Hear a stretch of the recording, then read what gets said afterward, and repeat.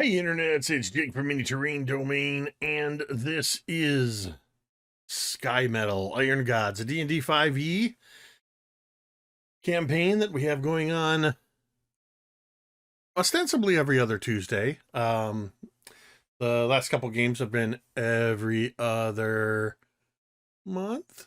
But we're here when we're here. And we're here right now on Halloween for what is chapter 1, Fires of Creation, part 6. I keep wanting to add redux onto the end of this after the whole debacle with a TPK. So also apparently you're not in the right boxes. Now I gotta fix you real quick. So yeah, I did all that prep trying to get everybody in the right spaces, and I had M in the wrong box. Tamiko let me know that. Thank you, Tamiko. Okay. So, happy Halloween, everybody. If that is something you celebrate, or if it's still Halloween where you are. But we're going to get to the game here in just a moment. A couple of super quick announcements. If you look up above my head here, you will see we have this game's version of domain dice, which here we call them domain relics. Domain dice are a way for you, the audience, to have an impact on our game by subscribing, resubscribing, tips, gifting subs, all that kind of stuff will earn us these domain relics that we can use for re-rolling. Actually, I forgot to update that text. But basically we can use them for re-rolling or rather rolling with advantage, re-rolling, all those kind of things. And we can only get them from you, and I believe I owe us one right there. Boom. So just keep that in mind, that when you sub, resub, gift sub, all that good stuff, that it helps us out too. In addition to this game tonight, we have not tomorrow night on November 1st, but on Wednesday, November 8th, we are planning to have a final get together with our Myth and Gears. Nope. Well, Myth and Gears will be there. Sorry, Mythos investigators. Language is proving to be very difficult for some of us tonight. For our Mythos Tales Lawlerville game, our last game was the finale. We're going to have a Q&A, kind of a hangout, chat about the game and our characters and Ricky's incredible cosmic horror story that he led us all through.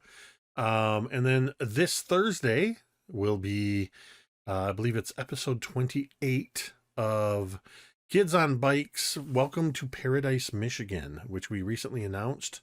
This is the first of only 3 episodes remaining in the current season. We will be having a season finale with a shocking twist that I'm the only one that knows. And we will return in the new year with a new season. And of course, we'll be back on Mondays with Scribes and Scrolls. We took this yesterday off, but we will be back with that leading up to a break coming up in the holidays. And you can most likely expect to see our usual annual, what we call interludes, which are one-on-one sessions, where I sit down with each of the characters, each of the players, and we learn a little bit more about those characters. But enough about the other games. We're here for some Skymetal. I want to really quickly just remind everybody that we have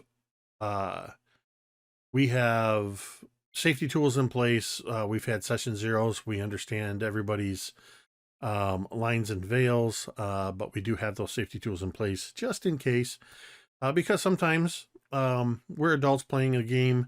We'll use adult language. Sometimes situations can get intense. Just be warned if that's something that is not for you. Head on over to youtube.com/miniterrain domain and check out one of our many other games that we have available there. We will not be offended if you have to leave.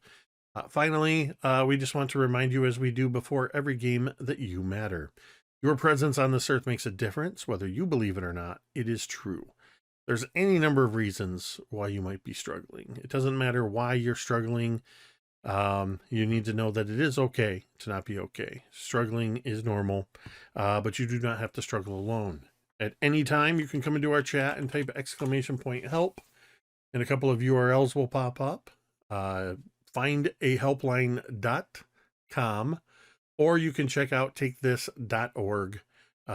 Check out their growing list of resources over there. We encourage you to check out those websites, bookmark them, save them for yourself, save them for a friend, and remember, you matter. With that, I'm going to turn it over to our incredible game master, Vi. Hello and good evening, everyone. Let's hop right into the game of Skymetal. So, it's been a bit. You've been down here under the earth. You are the 7th expedition beneath the town of Torch. The fires of Torch have burnt out, snuffed out, and that is the town's livelihood. You are down here trying to find a way to reignite it. You're following in the footpaths of the previous expeditions who seem to have found something, at least it appears to be. And so you've gone this way. You've seen the detritus and corpses of the previous folk down here. You encountered a gang of gremlins, little bug-headed creatures that would disassemble and rust your belongings with mere touches. You saw the corpses of these underground dwelling people that you know to be called skulks that have been long butchered by these gremlins, as well as the corpses of the previous crew to go down here, the 6th expedition, which, as an aside, was the previous party who got TPK'd in that very spot. You picked up where they left off, plumbing through the ruins, finding a way to open the strange steel wall in the side of the cave, and it opened into a strange kind of catacomb. It's not made of stone. The walls are made of polished metal panels. There's flickering lights that buzz with an electric hum, fading in and out. Only the light of your torch is consistent here. Your footsteps continue down, the echoes resounding and rebounding off of the metal walls. It is hollow, this place. Until you enter the next chamber, you see, like the thing, well, the previous crew had encountered, you as players had encountered up above ground, a disassembled robot. Here they are not disassembled. These strange constructs, they sit there, motionless still, as if they are asleep amongst the rubble and ruin of this next chamber. You see the smooth, steel-polished walls. You see the rubble in the various sections, where it appears that part of this room has collapsed in on itself.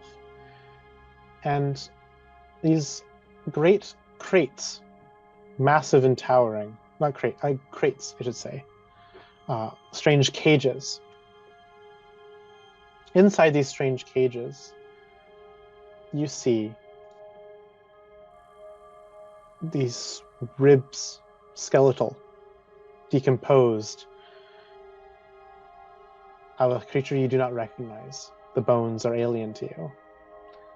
As well as doors that continue further on, both forward and to the right. These constructs do not seem to react at your presence. What would the three of you like to do?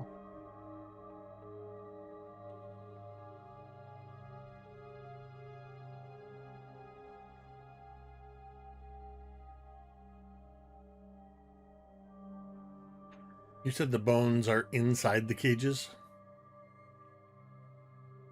Correct. I'm taking a look at the cages and just making sure that they are locked, or seeing if they're locked.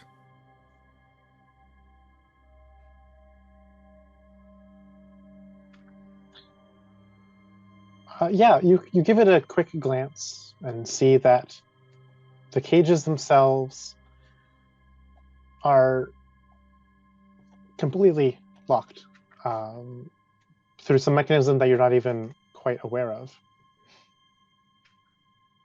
Like, it doesn't seem like a normal padlock to you. Yeah, we'll put you up investigating these cages. As you walk past the construct, it does nothing as you walk past it. It seems to be disabled or at least dormant, despite your presence. Yeah. My overall goal here is just keeping checking to see if the skeletal things, should they decide to rise up, if that they are stay behind their cage doors, and keeping an eye on this downed construct thing. Basically, just kind of trying to be at the ready as much as possible.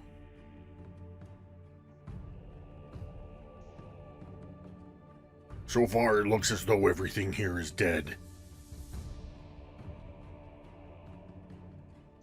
Except us.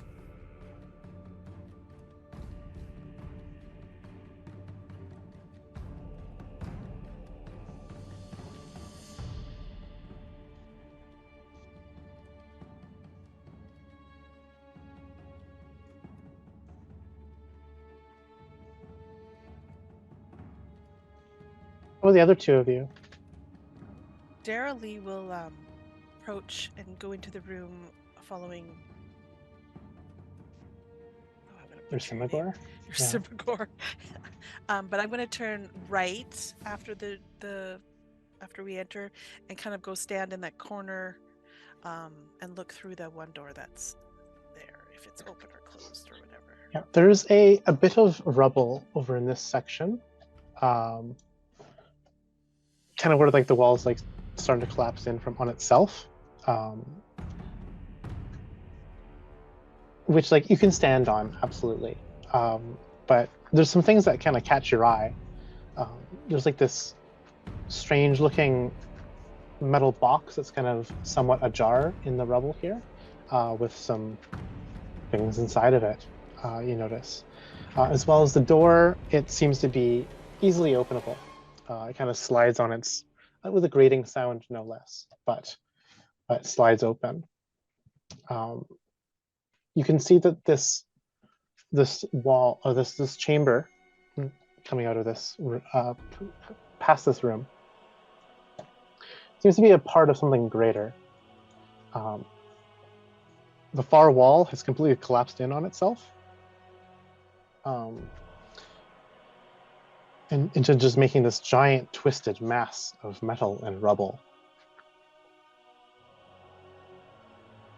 I will pick up that box that had the things in it, to be able to look at it fully later.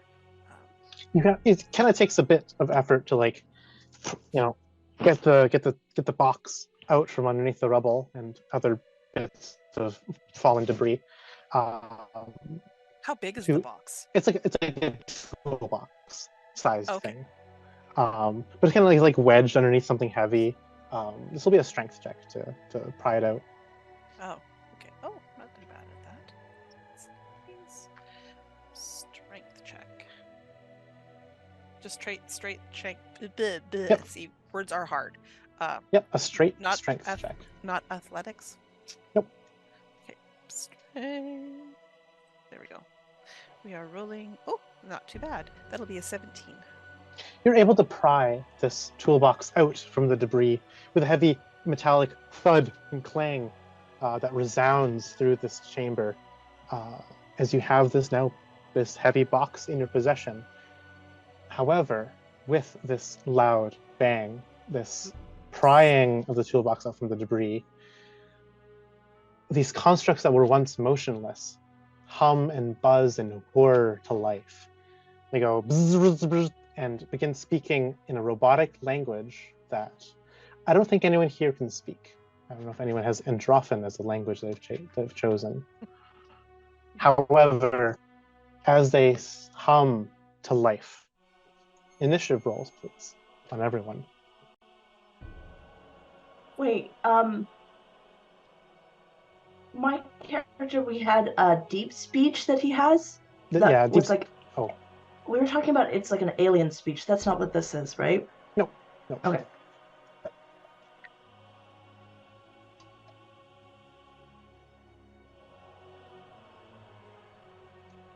And the robots are sluggish and slow to act. They got a total of 2 on their initiative.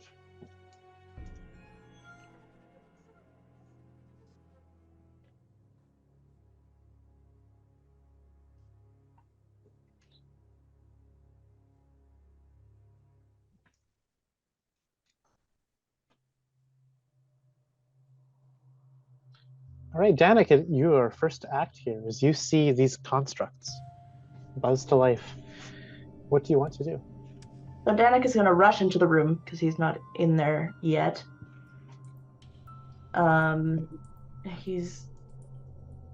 So all they've done is they've whooshed to life. They haven't. They're standing up on their legs. You can see that they have these strange robot hands that seem like for finer manipulation. One of them has a little blowtorch, as well as a cabinet begins to open in one of their abdomens, revealing some kind of whirring mechanic contraption inside. They've spoken out in a robot tongue that you cannot speak, but otherwise they look hostile.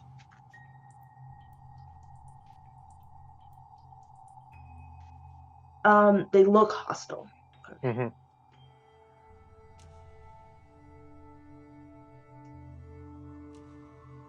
Can I infer, make a roll to infer maybe what they're asking or what they're saying?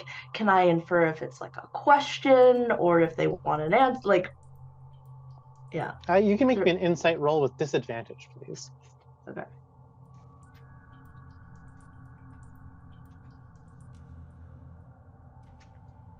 That is a 19. Ooh. You get the sense that these constructs, they're not asking questions. They're not waiting for a response. They are announcing what they're going to do and then about to do it. And I think that's probably going to be attacking. Yeah, I will say that they look extremely hostile. One of them's beginning to move towards you. Their eyes are glowing red and stuff like that, I just want to make sure I'm not being a murder hobo when I take out my short bow and shoot them in the eye, which is what I'm about to do now. Awesome, yeah. Yrsimagor approves. 12. It plinks harmlessly. Go ahead.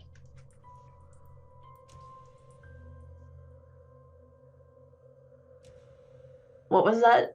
Yrsimagor approves. Oh. Yrsimagor approves. Yeah, the little companion bubble in the top left corner of the screen. The arrow plinks harmlessly off of the construct's metal armor. Almost, it made your short bow shot look quite pathetic, in fact. Daeralei, it is your turn. First, before I do my turn, I would like to use my awakened mind ability to telepathically speak to this creature in front of me because I know they know a language. Ooh, okay, this is interesting. Awakened mind. Yeah, I'm curious how this interacts with constructs, because they are constructs. I want to say that it probably works.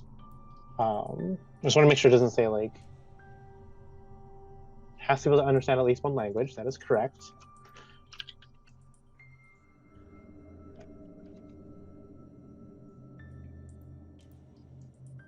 Okay, yeah, you it's magical ability. Yeah, go for it. You awaken your mind to the construct. Yes. Stand down. We're here on peace. Okay, this will take a persuasion roll because it doesn't believe you. Okay. Or I guess deception, your choice. Persuasion or deception or intimidation. Honestly, one of those three could work, depending on how, depending on what kind of like cadence you're putting in with this command. I think I'll go for intimidation. Like I want to be very like I'm commanding at this point. Like I'm here for a reason. Stand down. Like this is obey me, basically. So I'll go for intimidation. Oh, well, that was 18 on a total of 24. This you somehow short circuit like the command and authority modules in this robot's brain, and you, through the magic of your awakened mind, you speak directly to its processing unit, convincing it that you are not a hostile being and you are allowed to be here. In fact, you have the authority to be here. The machine that you're speaking to telepathically, its eye turns from a red to a soft blue as it not deactivates, but like returns to some kind of like passive dormant state. And it buzzes out a command, and you can see that the other one next to Yrsimagor also turns its eye to a dim blue state. And then the robot begins to like shuffle around, and it approaches you until you realize it's not approaching you, it's approaching the rubble next to you. And it's grabbing the rubble with its little hands and sorting into like a little pile, and like a little like the little an opening opens up near its bottom like legs, and a little broom goes and scoops up a little bit of metal, like a little bit of dust and rocks and pebbles into a little dustpan as it begins to clean. I will move out of its way so that I am not interfering with the cleaning that it's doing. Taking my newly grabbed toolbox with me. Yrsimagor, you notice, because it's now your turn, if you wish to have one, that these robot constructs no longer appear to be hostile in any way. The strange magic that Daeralei has done has caused them to kind of deactivate and pacify. Seeing that the constructs aren't taking any hostile action, I will release the grip that I've had, I imagine, this whole time on the two hand axes that are tucked into my belt, like getting ready to pull them out. I'm still at the ready, but I'm going to maneuver around the room away from the cages and closer to the others, and just kind of look questioningly at them. At the others, not the constructs.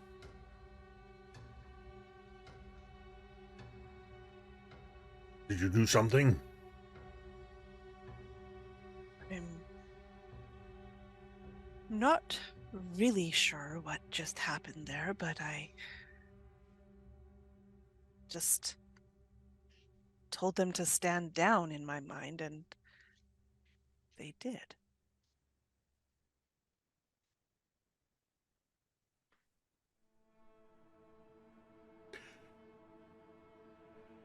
I'm not certain if we should be impressed or worried that you can speak with your mind to these machines. Likewise.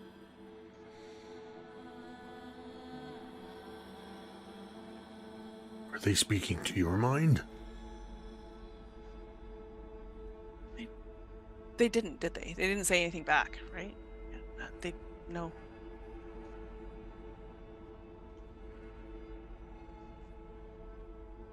But I did not ask them a question, so I could not be sure. I'm giving you a sideways glance. That sort of narrow-eyed, suspicious look.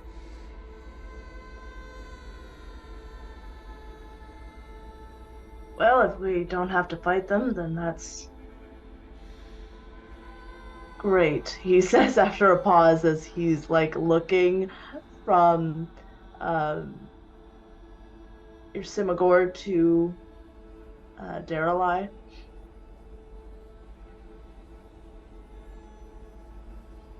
Like, I don't recognize these creatures, do I? Like, these constructs, they don't look at all familiar. Okay. I think you've seen like constructs before. You were almost like a lifetime ago. You were like a spelunker and archaeologist of the deeper places, and you had encountered a similar kind of make of one of these things back before everything had happened to you. It's a memory that comes back to you and surfaces even more now, seeing one face to face. Remember waking up to one of these things, though it looked different. It acted different. It was hovering over your head. You remember feeling a tapping inside your skull. And you remember everything going quiet once more as you drift off to unconsciousness once more.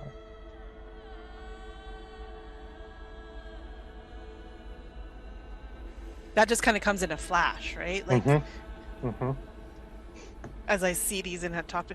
So I think when Yrsimagor is giving me that side eye about the talking, maybe that's when this flash is happening. So there's obviously something happening. Like, Daeralei is. Well, he's saying there's nothing. I don't know these things. I never seen them before. There's something a little off. You've obviously noticed that, giving the side eye, and just the way the mannerisms are. Daeralei's not telling you everything.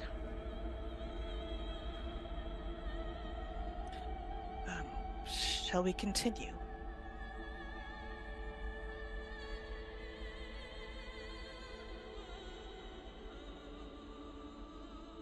And Dannek, is that like really obvious that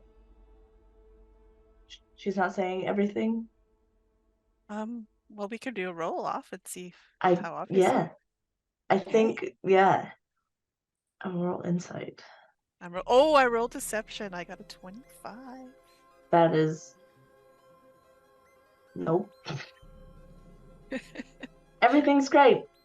Yeah. Very She's trustworthy confused. person. Yeah. No Which surprise. isn't all lie. No surprise here, but my barbarian is low wisdom. I know that's unusual in D&D. I like my barbarians. Very smart.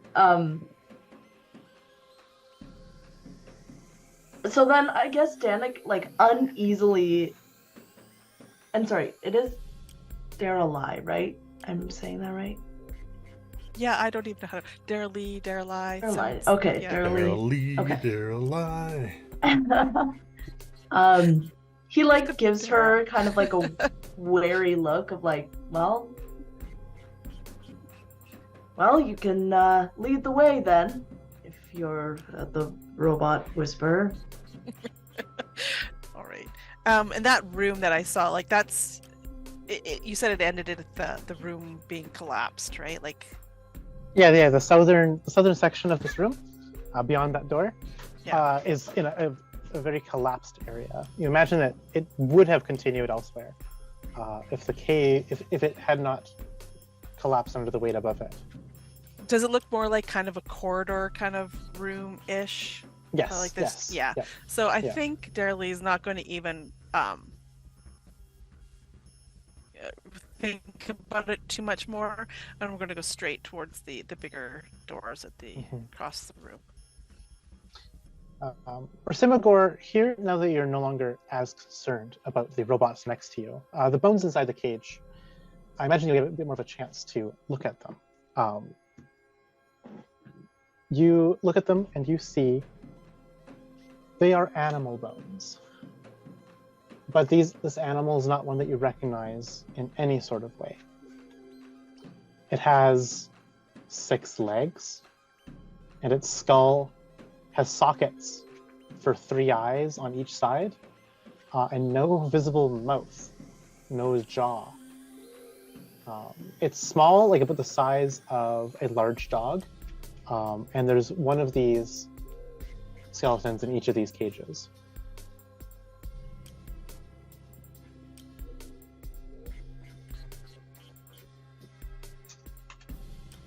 I will make a mental note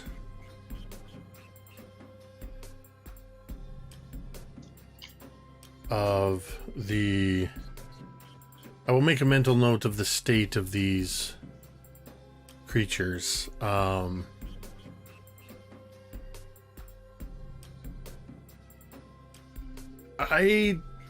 don't think I'll say anything to the others, though. I'm just kind of noting, okay, some kind of unfamiliar creature.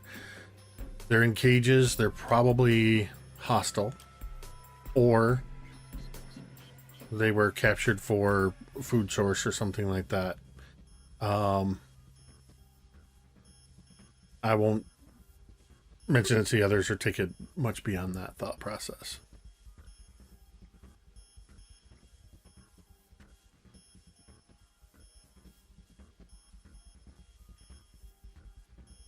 Yeah, so Daeralei, you have come up to this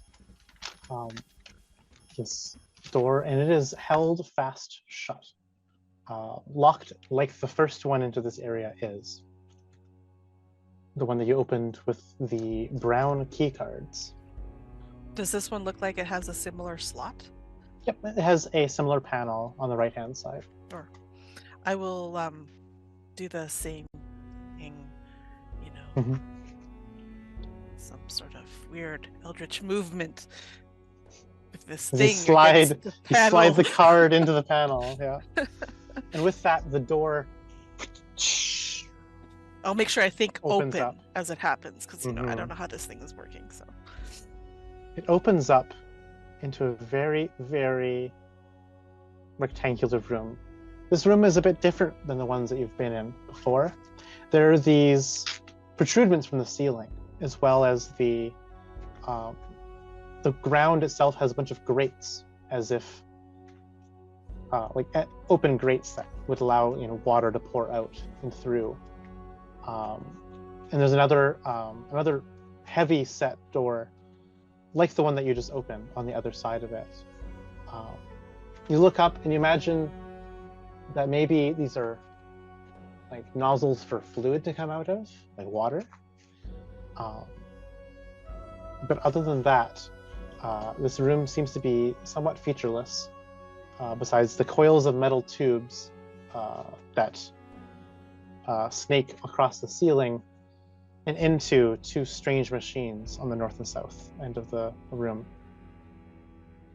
I would be careful. These things could pour acid upon us.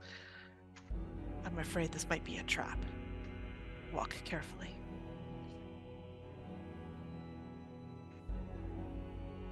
And with that, I will walk into the room, but I'll try to be not below one of the nozzles, if at all possible. Yep. As you progress into the room, you notice that the exit door to this chamber has been like ripped and bent open near the base, near the bottom of the door, as if a small but very strong thing kind of like forced a hole out through the bottom of the door. Does it also have one of those strange panels? It does, yes. I'm going to try to do that same motion in front of it to see if this door will also open. I'm afraid maybe it's been damaged too much because of the hole. Yeah. But The way that the door has been bent outwards, it like tries to open and it like scrapes against the bottom of the floor because the door being bent out of shape, and it like jams halfway, like just like maybe like enough that you could like stick your head through, kind of width. That's an intrusive thought, of course, putting your head through it, but it's like the servos in the door like trying to keep it open and trying to open it over and over again. So it hums and grates and grinds perpetually here now that you've tried to open the door. You are currently muted if you're speaking. Yes, I was. I do that. I was thinking in my head and didn't realize I was thinking out loud. So, does it make the entrance into the other room beyond easier to go through, or is this actually making it worse for us to try and get into the next room by me opening the door? Like, you could imagine trying to like walk sideways through this door to get to the other side. There's enough of a gap that you could maybe like squeeze and hope that it doesn't hope that the servos don't fail and it like falls back into place and crushes you and splits you in half. The doors look incredibly heavy. You do see, however, that it's not a metal catacomb that lies on the other side, like the rest of this area is, but instead some natural cavern with sand and a strange smell, a dusty, stale smell that wafts in, and a smell that you've probably never smelt before. It just seems a bit strange and otherworldly, like you're smelling a cave from another part of the world on the other side of the continent. Interesting. Is the space open enough that Yrsimagor could go through? Or is that... I'll say yes. Okay. I mean, if I have to flex my muscles to get through the door, I will. Awesome. You said there was 2 machines, one on each side of the room. Yep. So, glancing over at those at this moment, is there anything, I don't know.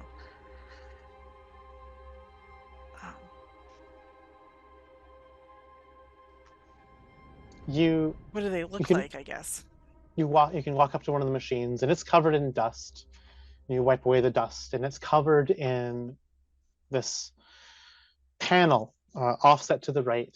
It looks like someone took a page, like a page of a book, but it's pressed into the metal as if the metal itself is just like carved with these words, but these words don't make sense to you. They're with symbols that you don't understand. They're letters that just seem slightly wrong and incoherent. It's a language that you do not speak. And it's just a full page of writing against like this metal frame of a thing, and it has like these nozzles and these little like glass beads set into the metal that you imagine probably could like reflect light or glow if it was enabled or functioning. There's like another panel that looks like you could probably pry it open with like some kind of knife or other device. And it connects to all the tubes that are on the ceiling with all the nozzles. And if you look behind you, the one on opposite side of this room is a spitting image of this one. They appear to be the same kind of machine. I do not touch it. I am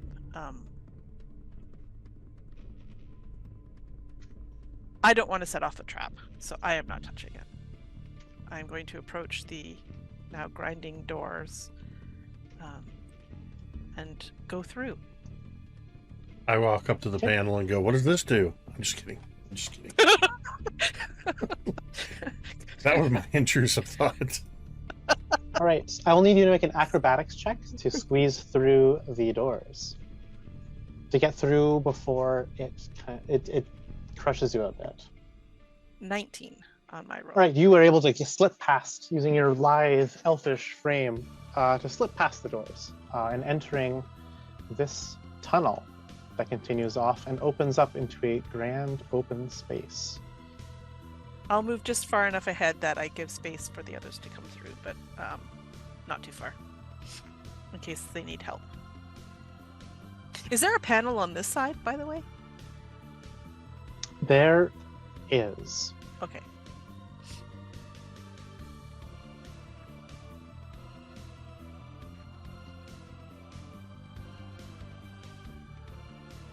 Dannek is letting Yrsimagor go first. All right, I will push my way through the door. All right. There'll be a strength or an athletics. Oh, sorry, strength or acrobatics check to get through the door. The 24 athletics strength. Yeah, you're able to prop the door open and using your great brawn, give it a bit more give to be able to get your massive frame through. If possible, I would like to keep holding it so that holding it open so that Dannek can get through easier. Sweet. So that'll give you advantage then, Dannek, to get through. Acrobatics, you said I could use? Yep.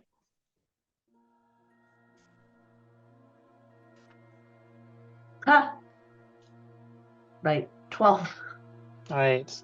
Despite the advantage, despite your decent ability acrobatics, you kind of catch it. You get caught a bit by a bit of give of the doors. You'll take 2 points of bludgeoning damage as it like pinches part of you as you try to squeeze through unexpectedly as the door tries to return back to its original state. Sorry, I thought you were through already. Yeah, I imagine it like catches like his heel or something like that as he's like kind of trips him up, and he just stumbles through and never was a big fan of doors anyway.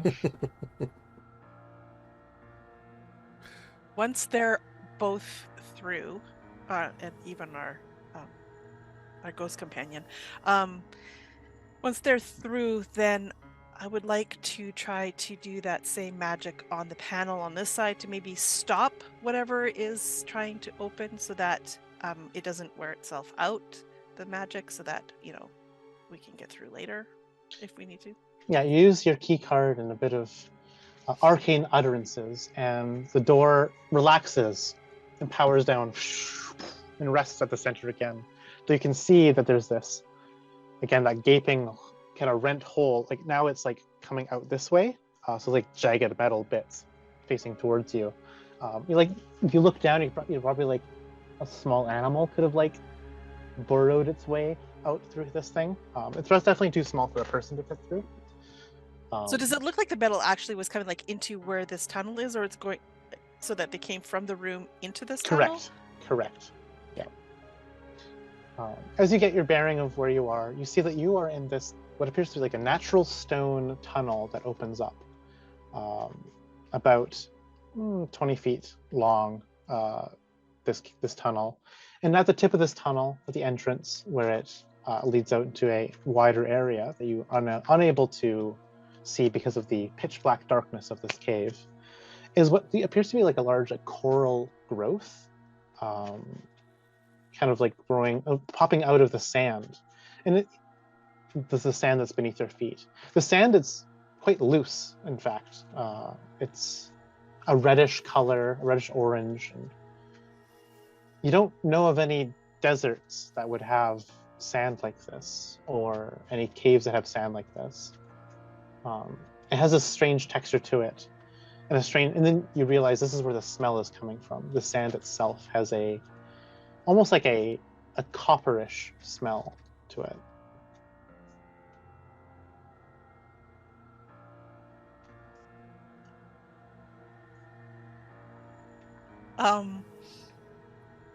Yeah, character.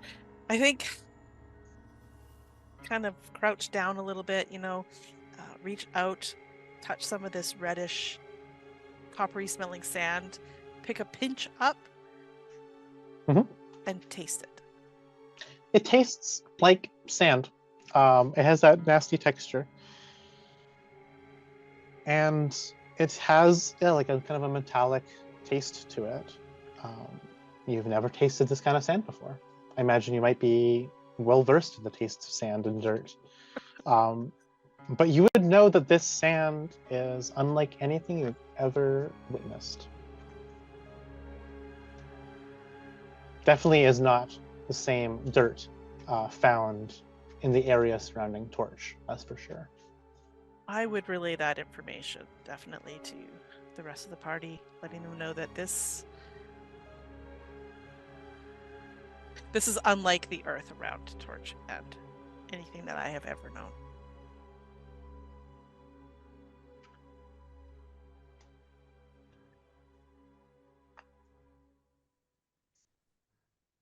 How did it get here then, and not above? He like kicks the sand a little bit.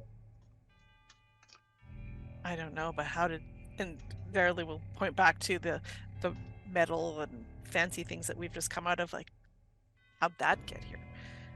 When you kick the sand, Dannek, you reveal a skull beneath the sand. You see that stark white signature bone at the top of something's skull. Half buried, well now fully buried, but now half uncovered from your boot kick. Super.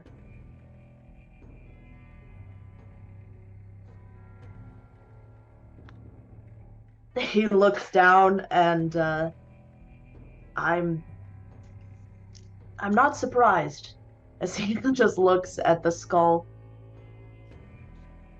He's gonna kick around it a little bit. It is not a human skull that you reveal.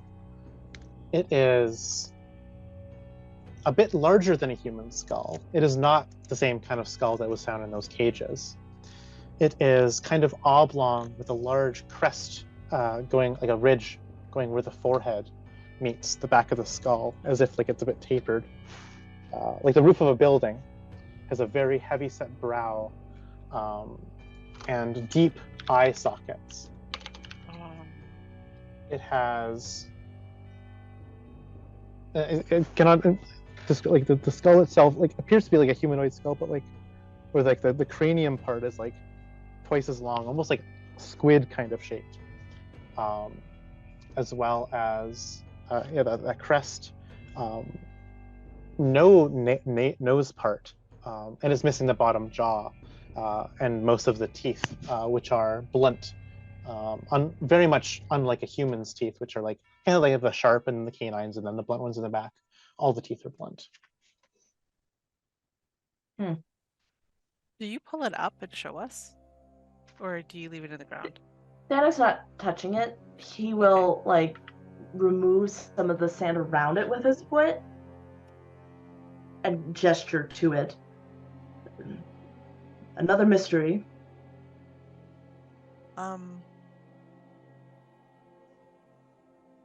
When Daeralei sees the skull, I think she recognizes it, at least the shape of it. So there's a moment where you see that flash in her eyes as well, like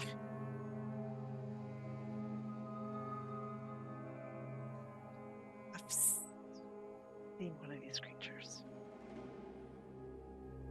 People.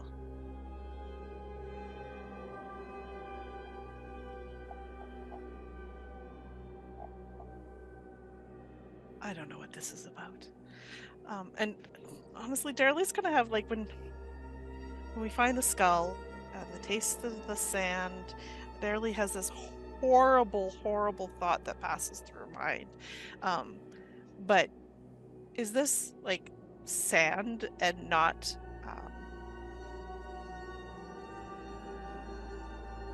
the I don't know how to describe it. The material components of millions of bodies, for example, like it's not. It's real sand, right? Like it's not. It is sand. Not it is organic. Sand. Right? Yeah. Okay. It is not. Yeah. It is not bone dust or bone meal. It is sand. In fact, there's a bit gravelly too. Like you can see like larger chunks of rock and smaller chunks. It's not uniform at all. Okay. The sand grains, they are irregular and strange, and a little bit salty sometimes too.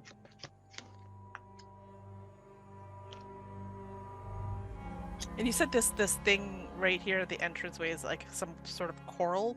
A massive coral growth that seems to be like blocking off part of the tunnel exit. Like it's about as tall as like it comes up to like about your waist. It's spiky. It's got numerous like holes and grooves in it, and it's like growing out of the sand.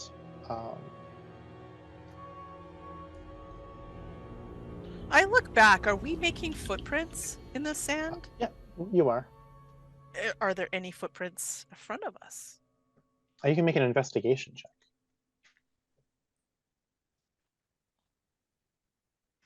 Oh my goodness, my dice are rolling great tonight. That's an 18. You notice some tracks that go out. In fact, they're actually quite prominent now if you bring a light to them. There's like a lightning, like this like light part of the sand here is very evident footpaths that continue out from this cave. And I'll actually give you a little bit more to see now that you're bringing your light source a bit farther out. I do have dark vision, up to 120 okay. feet. How much is 120? Oh, it's 120? Yeah. Goodness gracious. Okay, you can see like lots. I'm just gonna make sure. Okay, yeah. Okay, you see this blocks your line of sight. Oops. Oh wow. I also have dark vision, but not as good. Okay, a little bit. You get a little bit more vision.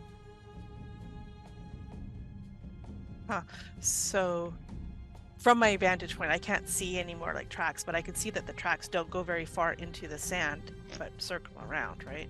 Mm-hmm. Okay. I am going to try to squeeze past this coral thing without touching it if I can, and I'm going to stay on the path that I see. As you move past it, it is going to make an attack against you at advantage. The coral's attacking? The coral does.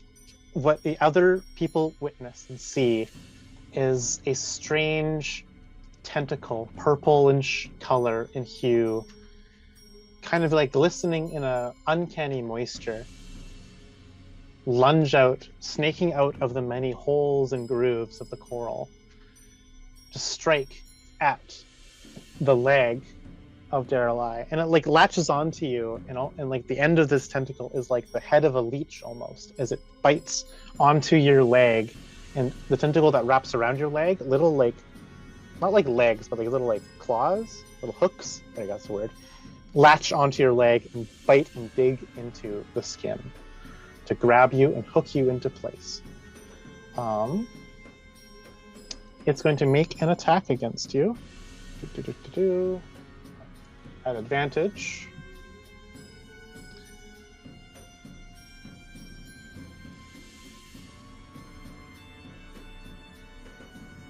Sorry. Yeah. Okay. It's gonna hit you with a 18 to hit. It's going to do 9 points of piercing damage to you, and you must make a dexterity saving throw.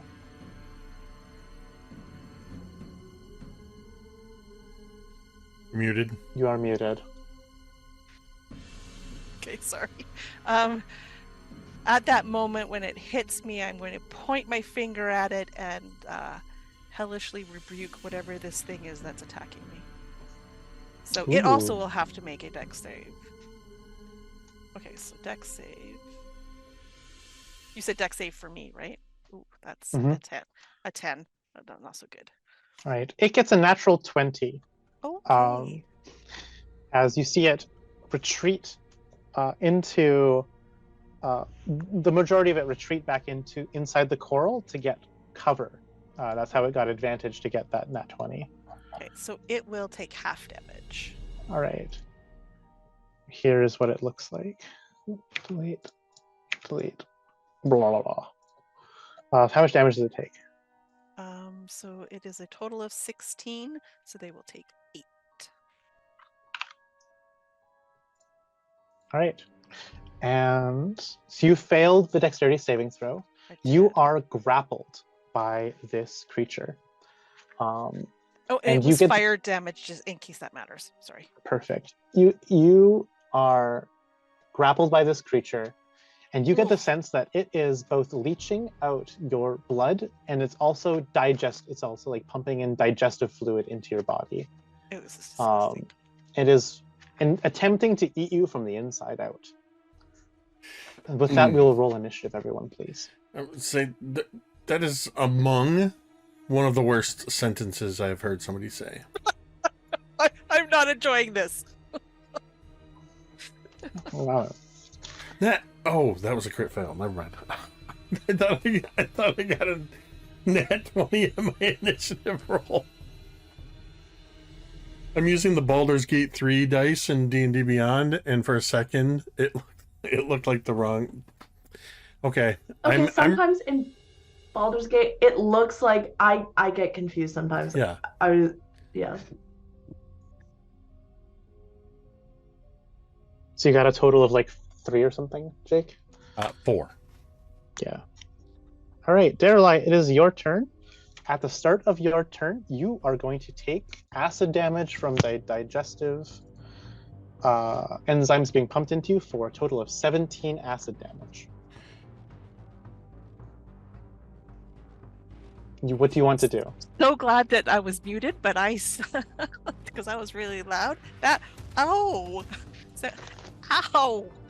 Sarah's going to come back wondering why we're all rolling up new characters. God. So every time someone leaves, it's a TPK. Right? So am I pulled in closer to the creature? Like, am I like right in it? You're grappled within like 5 feet of it. You are unable to move away from it because you're grappled with it. But you can make an escape check on your turn as an action to break free of it, which is a dexterity or strength, like an acrobatics or strength check to break free of it. Or you can just like do something else with your action. But if you don't break free of it, you imagine you're going to be digested further and further. Yeah. Yeah. I feel that as a reaction to what just happened there, it's almost instinctual as I cast Arms of Hadar and release the dark energy that fills me at this moment and erupts from me. So hopefully Dannek is more than 10 feet away. I was trying to do that. And it needs to make a strength saving throw. A strength saving throw. And I am not invoking my ability at this moment. It is an 8. Cannot. An 8 on the saving throw. That is, I'm pretty sure, a fail. Yeah, 14 is my AC. So it's going to take 9 points of necrotic damage. Okay. That's it? That's all? Yep. And no other effects? It cannot take reactions until its next turn. All right. But you want to remain... You are remaining attached to this creature. Yeah, because I don't get to try to switch out of the place because I am going to do a bonus actions with. Bonus actions. Nothing. Okay.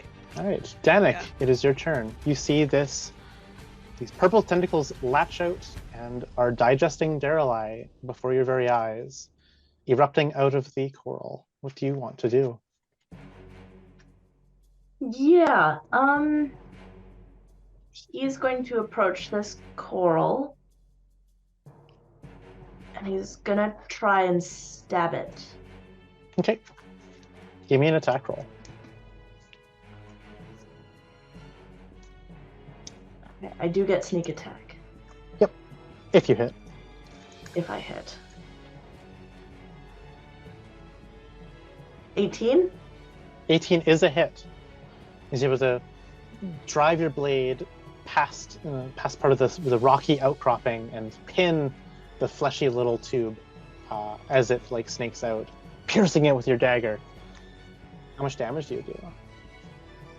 I do 13 points. 13 points of damage. All right. That is enough damage to have the grapple break on Daeralei, as the part of it that was attached to you, Daeralei, kind of like detaches and retracts inside the coral shell, though the other tentacles still appear to be moving about and ready to strike. Anything else you want to do on your turn? Yeah, I'm gonna use my bonus action to help Daeralei in their next attack against a creature. Okay. All right.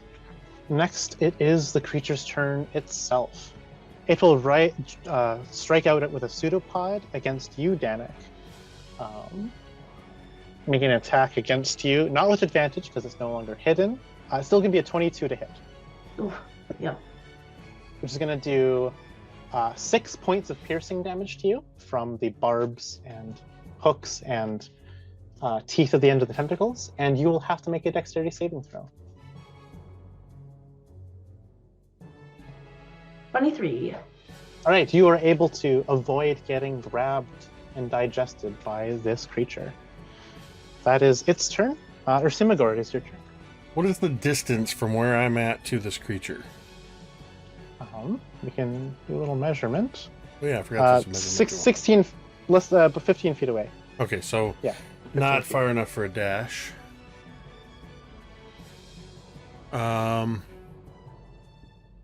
Seeing what is happening as the other two are getting attacked by this creature, I'm basically you can almost see my muscles rippling as I let out another primal roar like a bear. And as I do so, I am raging as a bonus action. And I'm going to grab my great axe and charge this thing and attack. All right. Right. Give me that attack roll. Hold on 1 second. That does not make any sense.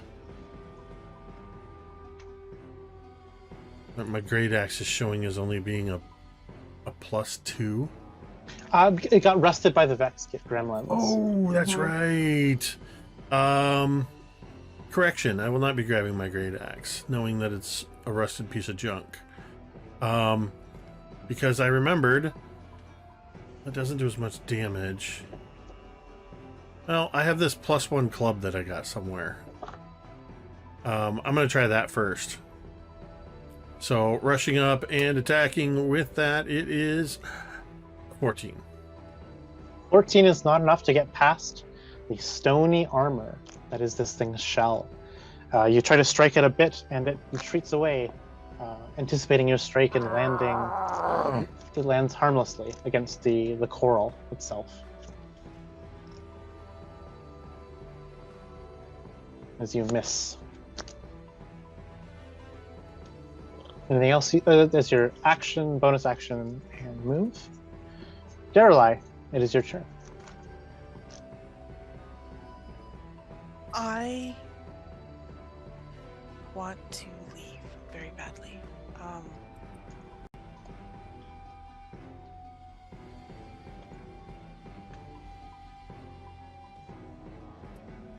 Yeah. I'm gonna have to. I'm gonna try to move away. Are you disengaging first? Because disengage, it's an action to disengage, isn't it? Action to disengage. It'll take your turn to do so. Dannek, that thing that you gave on me, how long does that last? Is it just this turn only? Yep, on your next attack. Next attack or want- next turn? Like if I don't Yeah. attack this turn, do I still have it? I think it's essentially the help action, so I think it's Oh, just okay. on your right. I'll look it up. Help Okay. action. Yeah, it has to be the next check that makes before the start of your next turn now. Yeah. Okay. So yeah, so if you don't use it here, it gets wasted. Which is fine. It's just a bonus action for Yeah. me, so it's not like Yeah, I can't afford to get hit by this thing, so I will disengage to leave. I'm staying on the path that I see.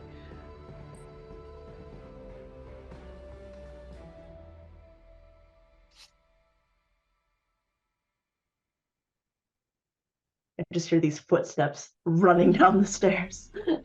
Go grab her other headphones. Oh no. Oh, that hurts so bad. Ouch.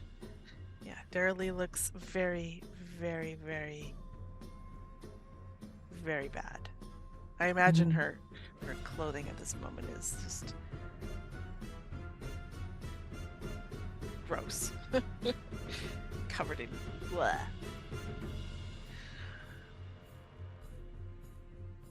Are you able to hear me? We are. Yes. Good. All right, perfect. We are back on track. All right, so you're moving. Did you disengage when you moved? Yeah, I'm going to Okay. use my action to disengage. All right, you get a greater vantage from this perspective now that you've left the cave. Two things catch your eye. A great pillar mound, a great stony mound, deeper into this cavern.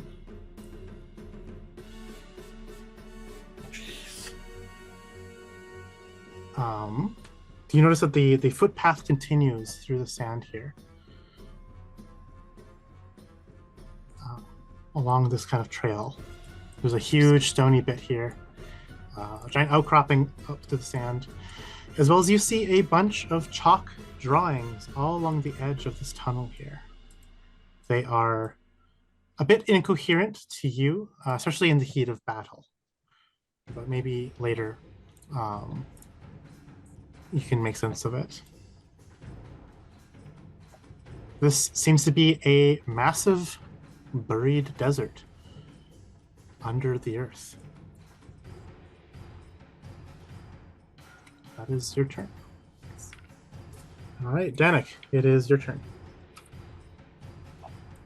Yeah, Dannek's gonna try and stabby this thing again. Give me that attack roll. It's a 21 to hit. Yep, that hits.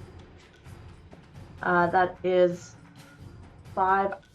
Do I get sneak attack? Yep, we got Yrsimagor right there with close? you. Yeah. Okay. Cool. That is going to be 12 points.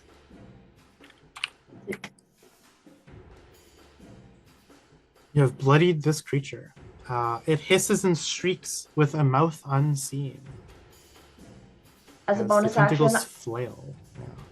I'm going to give myself advantage on my next attack roll. Are you able to do that? Yep. Because that would. Oh wait, that would- no. Sorry, on your current turn. Never mind. Yeah. I should have read the. So I will give Yrsimagor. Yeah. Advantage on his next attack. All right, perfect. It is the monster's turn. It will again strike out at you, Dannek, with a pseudopod meant to digest you. It's going to attack you for a 14 to hit. That just hits, yeah. Okay, you're going to take 9 points of piercing damage, and you have to make a dexterity saving throw.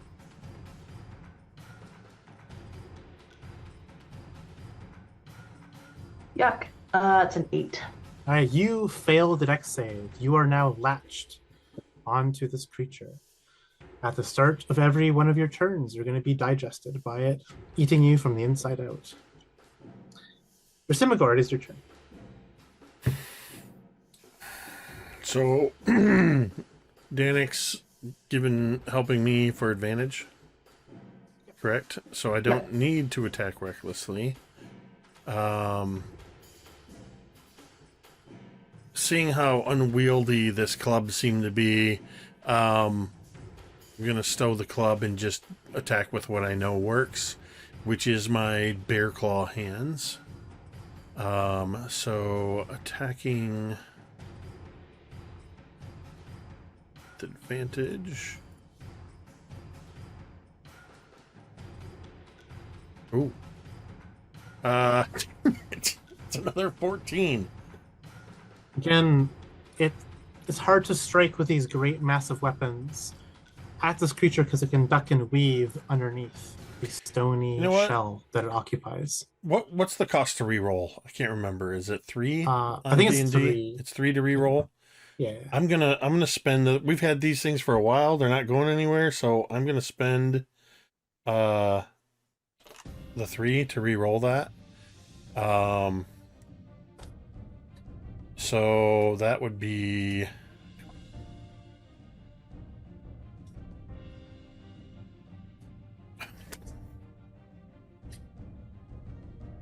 that's a 13.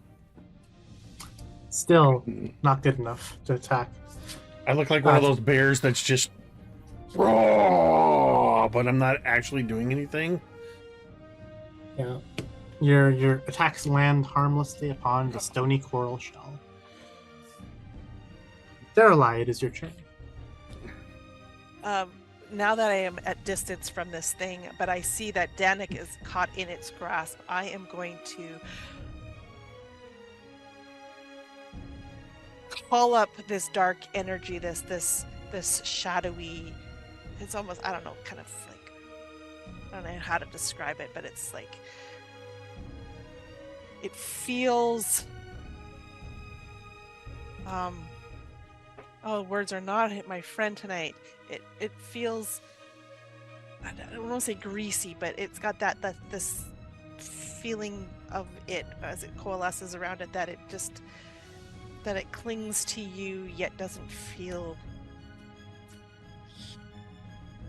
like that it belongs on this plane of existence. And I'm going to, as I coalesce it, and then I will basically throw it out to the creature. Eldritch blasting. All right. Okay. Can you beat its armor class? I sure hope so. When choosing a cable model... Hold on. I was like, I don't know what just happened. One of my windows in the background just decided to start playing an ad. get one. When choosing a cable modem. It's trying to hint at something. That's an 18. 18 is enough to get past the coral shell and strike true. Roll that damage for me, please. Yeah, again, I'm not doing my ability because I can't afford the hit point loss. That's a 6. 6 damage. Perfect. That will bring us to Dannek at the start of your turn. You're going to take some acid digestive damage. Gross. You're going to take 8 points of acid damage. Oh, that's nice. Phew. Oh, I mean, my it's better God. than 17. What would you Okay. like to do? You are currently grappled, which means you are unable to move away from this thing. You can But I can spend stab your it. action. You can stab it, or you can spend your action to escape using either a athletics or acrobatics roll. I'm gonna try and stab it. We gotta kill this thing or else I'm gonna die. So, Okay. Mhm. I'm gonna give myself advantage because I read my ability properly this time. All right. Give me that attack roll to try to strike against this thing. Wow. I rolled a 1 and then I rolled a 2. Can I use a die to roll again? Yeah, you can spend 3 domain relics. Do it. Yeah. Drink the Numerian fluids to get a flash of inspiration to reroll. 18? 18 is enough to get past the armor, yes. Roll me Oh. those damages. Hooray. Okay. So that is going to be 17. 17 points of damage. Yeah. That is a very lethal blow, enough to break free the tendril around your leg so that you are no longer grappled. that brings us to its turn. It retreats. All of the tentacles retreat into its body. And it disappears, quote unquote, into its shell. Yrsimagor, what would you like to do?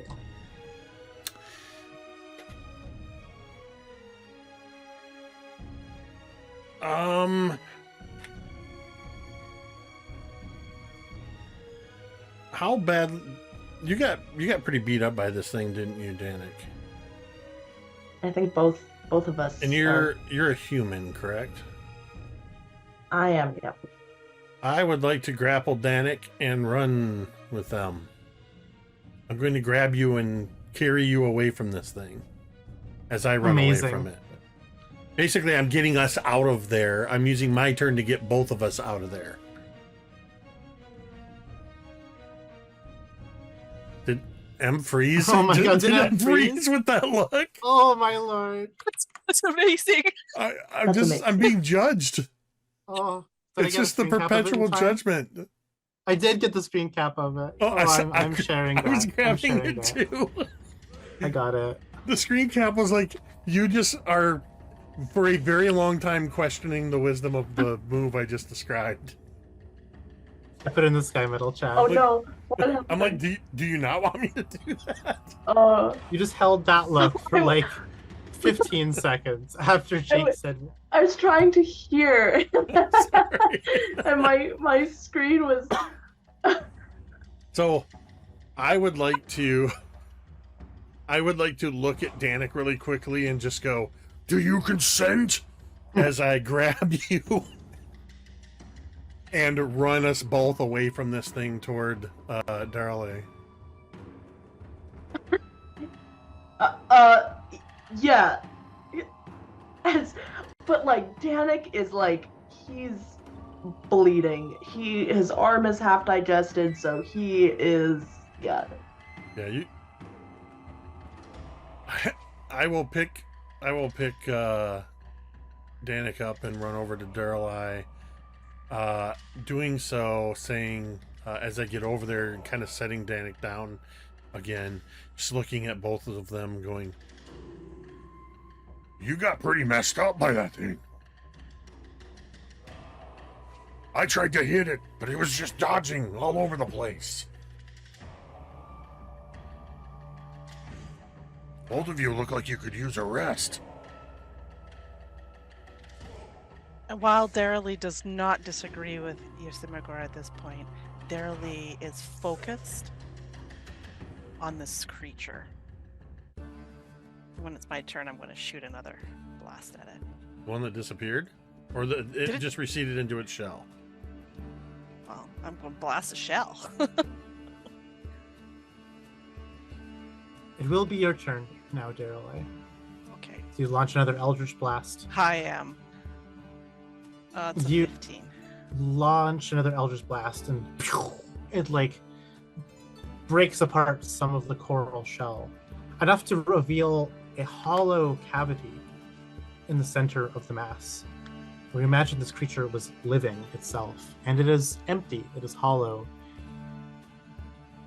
A closer look would reveal that the creature had burrowed into the sand below the shell and is in the ground beneath your feet. Not directly beneath your feet, but somewhere Beneath that. in the shell. sand. Yeah. Daeralei does fled. not actually go to check that out, but seeing that when the shell breaks open, it's kind of like empty and everything, she will just fall to the ground, exhausted and hurting, and yeah.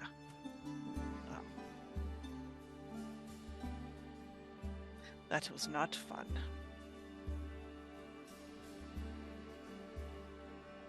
What is in that little cut in to our left?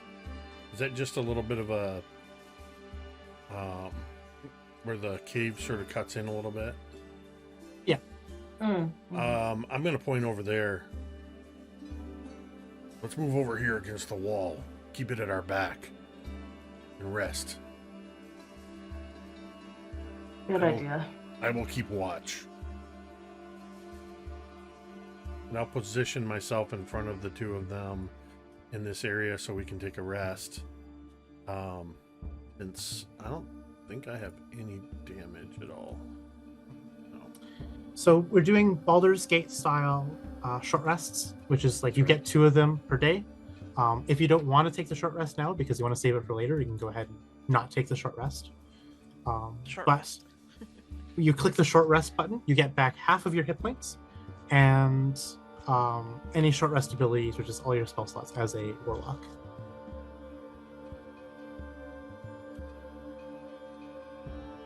I believe for me, that should reset my rage. And with this short rest that characters are taking, we'll take a short rest IRL as well. So just get a little break, a little snack break. And we'll pick things right back up in a few. Okay, let me take us to break.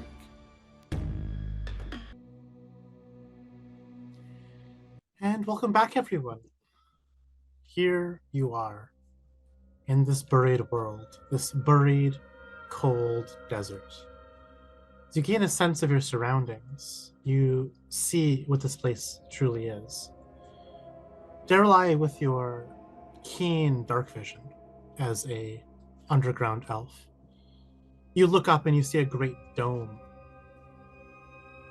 that stretches, arching in a great circle over this area. It comes down at its lowest over here and arches up and then descends some point farther too. As if you're in a massive globe underneath a giant dome. The dome itself is made of this smooth metal, the same metal as the chambers that you just came from. It is as if this place is under a featureless, starless night sky. The sands themselves are still, no wind blows them into dunes. It is dank and it is dusty, decrepit, and stale in this desert. You see a footpath going through the sand, the loose sand. The previous expeditions, perhaps, continuing across this desert, going further and further. The only thing that breaks up this featureless landscape are great rocky outcroppings and small bushes of petrified bony plants, as well as more bits of that strange coral shell strewn about in the sand. No structures nearly as large as the one that was at the face of this tunnel. You see chalk marks, drawings all along this wall, the southern wall that you're right next to, the entrance of this tunnel. You see hideous faces, hideous symbols, these four-armed beings with these larger heads, with spears. You see skulls drawn, symbols of death. Those of you who look at this, you get that this is a warning. Whoever drew these chalk marks drew it as a warning to others of their kind. This is a forbidden place. Do not go here. Is the vibes of this chalk marks, of these drawings. Sorry to interrupt, but this warning, Mhm. does it seem to be that it's warning to go into where we've already come from, or warning for heading out into the desert? It appears to be a warning to not go into this tunnel where you came from. Okay, gotcha. So you have just left and come out of the forbidden zone, so to speak.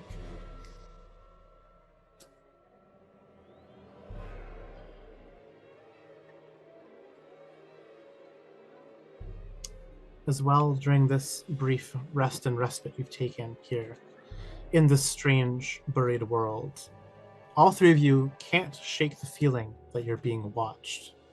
Every now and then, in your peripheral vision, in the darkness, you'll see a pair of green glowing eyes coming from someplace deeper in the desert, looking directly at you. And like all things in the dark, it's easier to see out of the side of your eye than directly. So if you turn to look at it, it vanishes. Though in the periphery, it stays haunting you. Always, perhaps from different directions, but they're watching. A pair of green glowing eyes.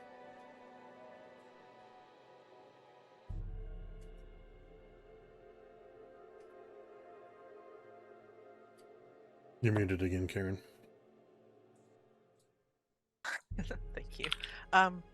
From what direction is it coming from? Like where the footpath is kind of going, or is it from? It's hard to really tell, but you can see them coming from this direction. Sometimes they're coming from this direction.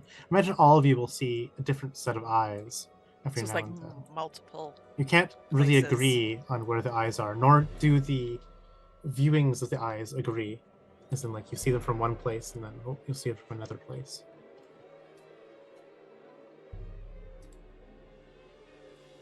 Cool.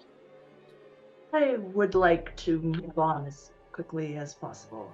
He says, Dannek says, just like looking at these eyes.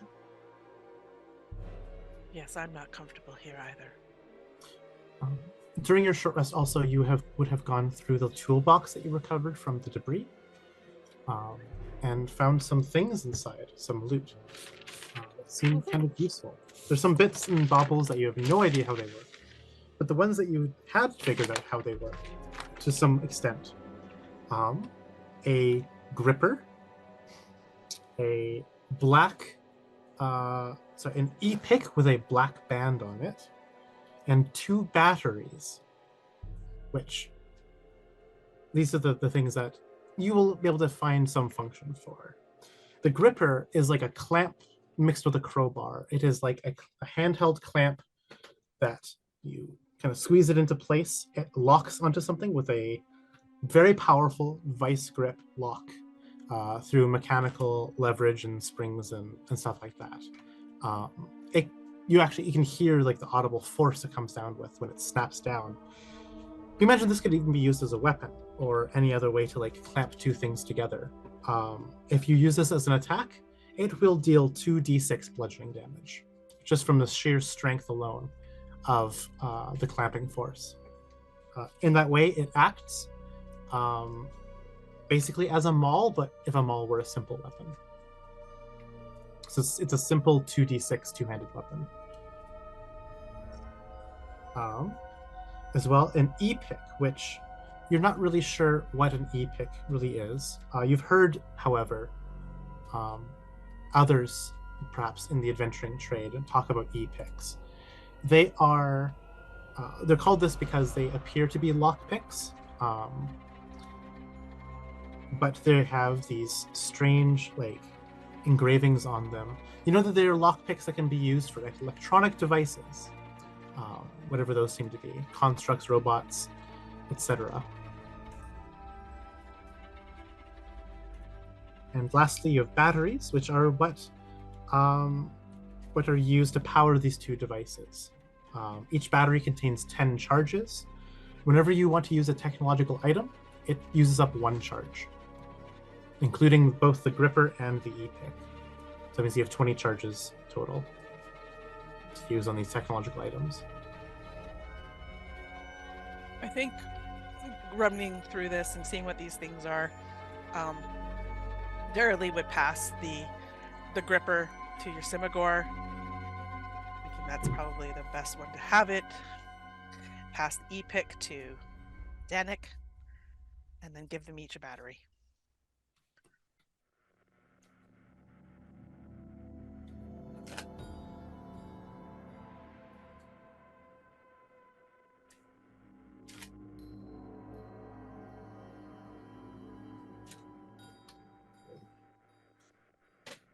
And if there's nothing else that looks like useful in the toolbox, I think I would just leave the toolbox here instead of trying to carry it. That's good. Yeah, you discard the toolbox. Yeah, so in your hands, Yrsimagor, this clamp it doesn't like feel like a weapon. Like you don't swing it through the air to collide with something. Instead, you like have to position it, and then you can come down and like almost like a pair of hedge trimmers, like clamp things down with bone crushing strength. You kind of feel the actual like momentum and force behind the clamping, and you imagine you could break skulls, you could shatter arms with this clamping. Yeah, it'll do 2d6 bludgeoning plus whatever your strength modifier is. Got it. So very, as well as it can be used to hold things in place, like as a clamp would.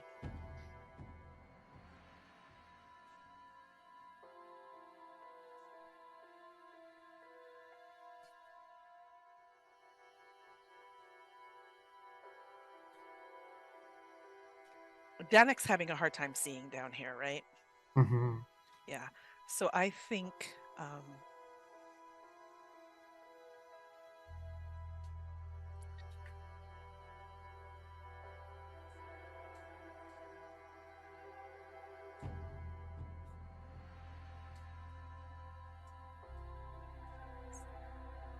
so I think Daeralei will lead the way, and then have like I guess maybe Yrsimagor can be in the back because you can also see in the dark, right? Excuse me. That way Yes. nothing can sneak up behind us, and then we'll kind of protect Dannek. Surround the human. Yeah.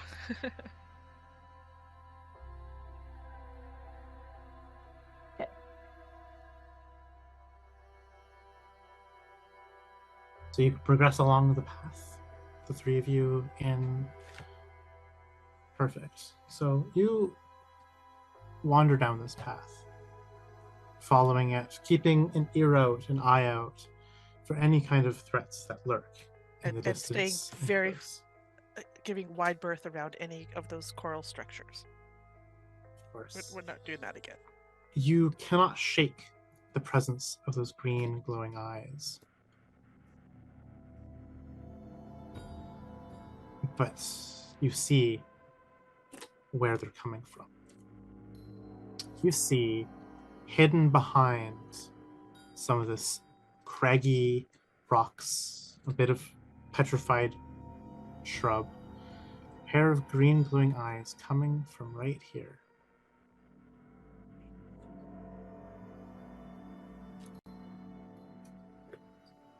I do not look at it, but rather try to see it from the side of my eye. It is watching you. How tall is it? Like It is like ground level.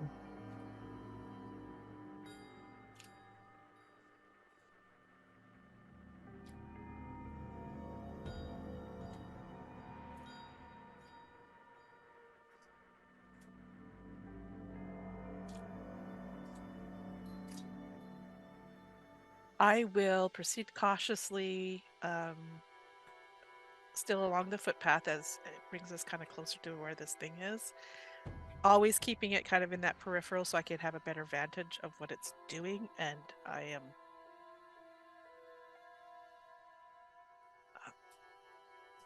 I guess preparing for an ambush if that is what the thing is going to do.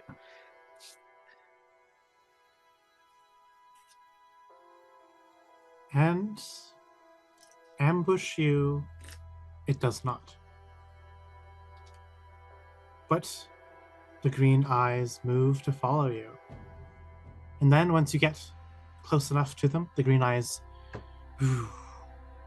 they dim and vanish. Yrsimagor, behind you, you see a pair of green glowing eyes emerge out of the darkness, coming from right here.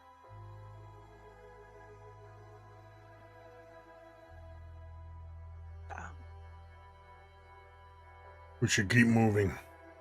They're watching us. I wonder if they're there to guard the entrance to the Forbidden Zone. If we've just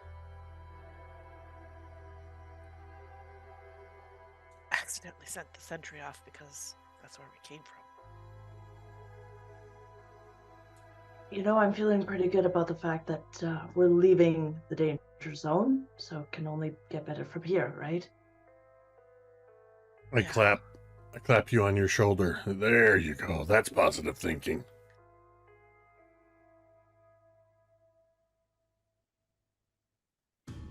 You can't shake just how expansive this desert below appears to be. To imagine something like this existing right below the town of Torch. And Seems it's almost covered, impossible. right? Like There's it's a the giant globe. dome above you. Yeah, you're Yeah. nearing close to the height of the dome. Dome itself peaks at about. The dome itself peaks right here. So from what it looks like, the vantage point, like, do we know how far we've come down? Like, we know how far we came down from Torch to this place. Right? Yeah, Approximately? you've made a steady incline downwards in like the little like roughshod caves.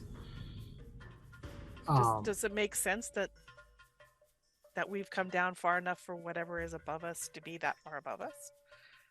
It's surprising, but it would make sense, I guess. Yeah.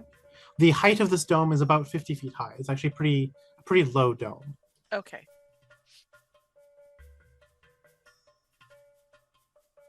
All this under Torch.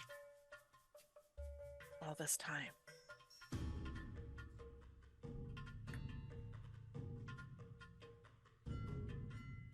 Just odd. And keep walking.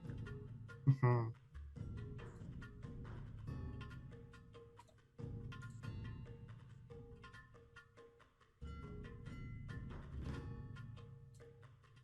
Given how many people have disappeared down here, it's not surprising that a place like this could be a secret still.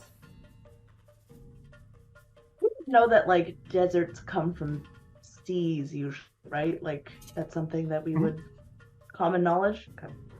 And it's the same here. Yeah, so Dannek would. It's strange that all of this would have been under some type of water that just dried up underground.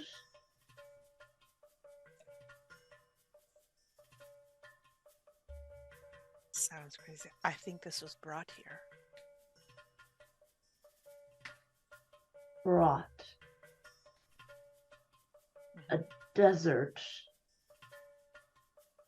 Yeah. This globe that contains this desert, this place that we entered, it's all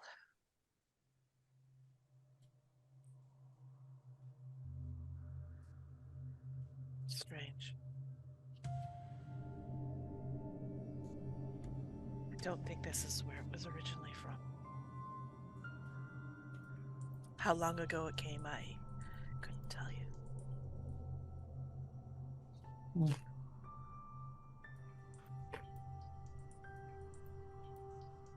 But that's just my feeling. I don't know. You seem to know a lot about this. I don't, though. No, you know more than. Well, you seem to know more than either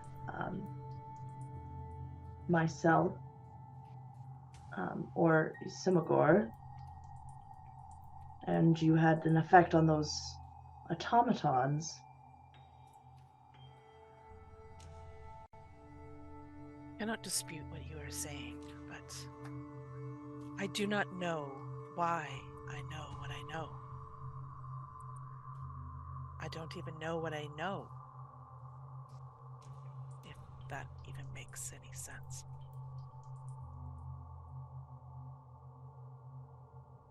Fair.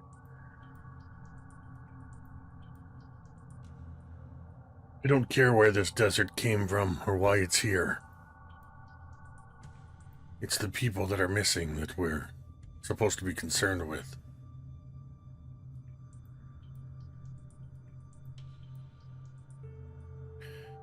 Given that those things, like that tentacle creature, nearly killed us.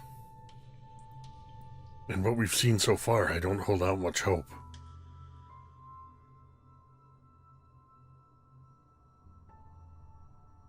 Where's that positive thinking? Oh, I am thinking positively. I know where I'm going when I die. I'd hate to see you thinking negatively. What I meant was about not holding out much hope was for the others. Maybe for you. Those things really messed you up. Well, we survived, which means now we know the threat. It will not catch us again like that. And Daeralei will continue walking along the mountain range, cliffside here.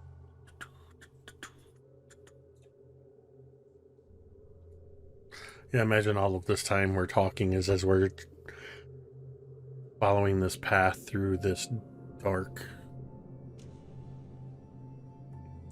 skyless desert.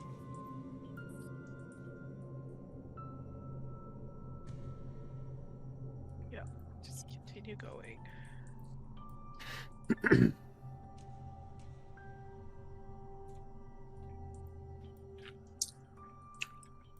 That light-colored stone feels dangerous. It looks like plains.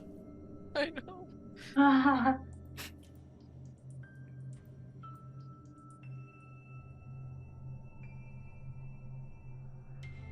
Does it look like we're approaching the wall? Like the edge of the cave? You do see the edge of this cave as you, with your keen elven eyes, you see the extent of the cave. And up close, you see them clean as day. Here, right here. Pair of green glowing eyes. And where those green glowing eyes are coming from is a skull haphazardly laying on its side on this hard stone. A sprawling, kind of starfished out skeleton, humanoid skeleton, a full humanoid skeleton, slain here. 4 arms sprawled out. 2 or 4 arms, yeah.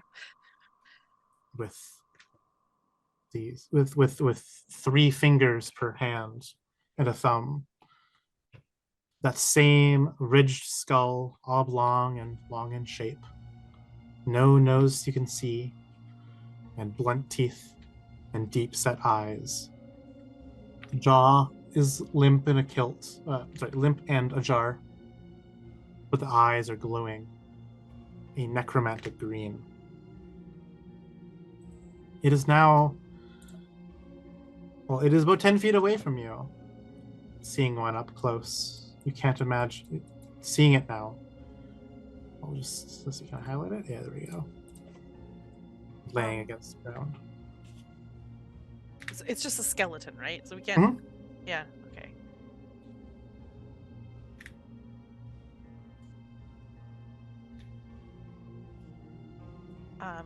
I will pause and make sure that Yrsimagor also sees it, and will let Dannek know that there's this creature to our left. A creature, you mean skeleton? Mm-hmm. You see it too. I would like Dannek and Yrsimagor to make a perception roll, please. Let's see. Nope. 11. I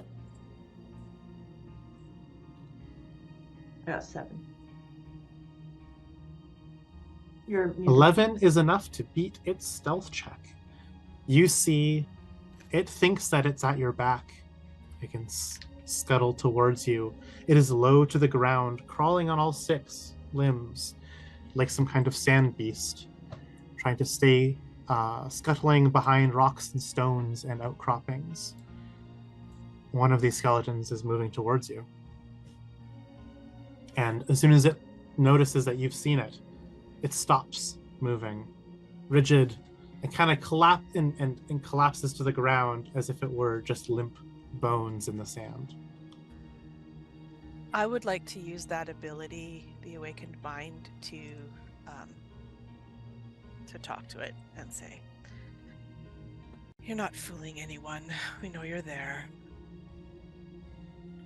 You hear a voice boom out back at you telepathically as the green eyes dim from this one and appear in the limp body of this one, staring directly at you, Daeralei.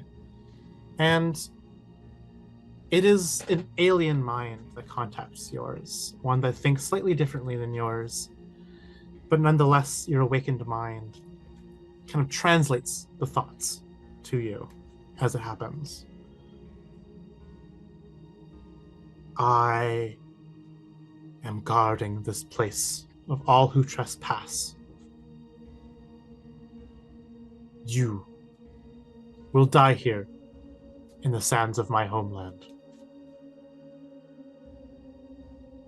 Does not need For to be that I way. am Hatuath, guardian of my people. I will see no further harm done to them. Your trespassing here is your mistake. You will die. Do not want to harm your people. Your people have helped me. I'm here searching for other people.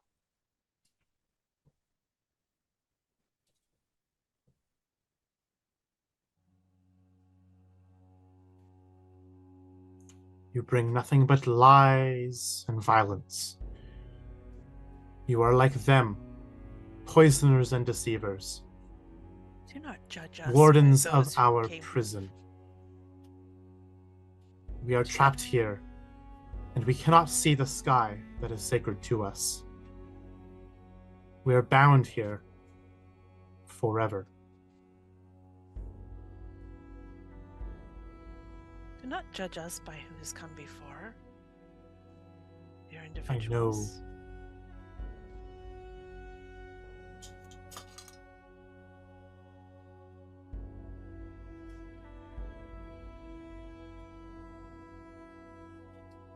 If you will not leave, then I will use your blood as an offering to gain praise with my God, to set my people free. That is your warning. Be gone from whence you came. When you say your people free, are you talking you, or are there those that are still alive? We are Kasatha.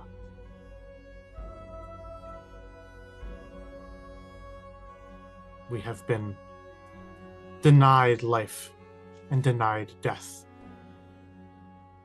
I have been denied death for my failure. Your failure Yes, to your god? to my people.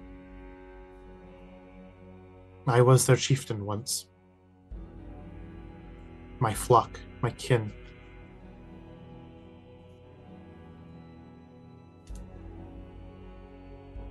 What is the name of your god?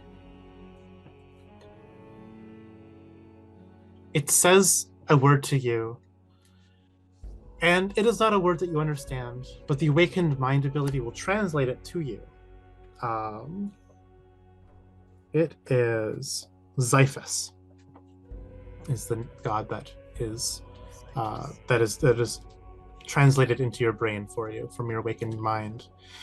This, you can make a religion roll to know anything about the god Xiphus. For it is a very obscure god here in this world. Also to mine. 6.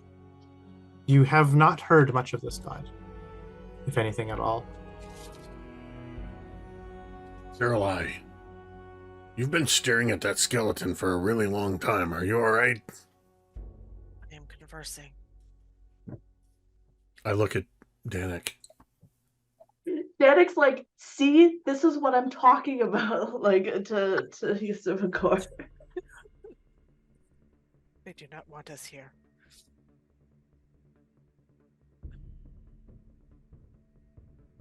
And again in my head, we mean merely to find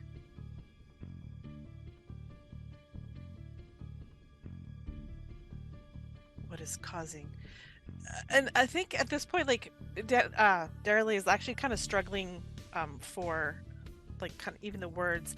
And I think the image of the torch disappearing is something that she'll send to this thing. I do not know about this bonfire at all. All I know is this fake prison, this false world I have been trapped in. How long have you been trapped here? 9,000 years, That is a very long time. by the measure of my stars at home. The stars have grown still, however. I have been keeping track, moment by moment, in my lair. 9,000 years. What if we could free you? I have tried everything to be freed of my curse, of my people's curse. If you slay me, I will reform. If you slay my kin, they will reform. We are bound to this place Do not for wish all to of eternity.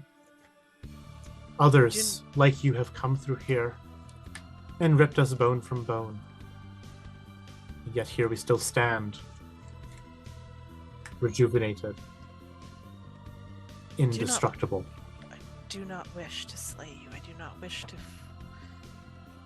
to repeat what previous people have done. I seek answers, and maybe with the knowledge we bring from outside your prison could maybe in some way help you, free you. Would you not let us try?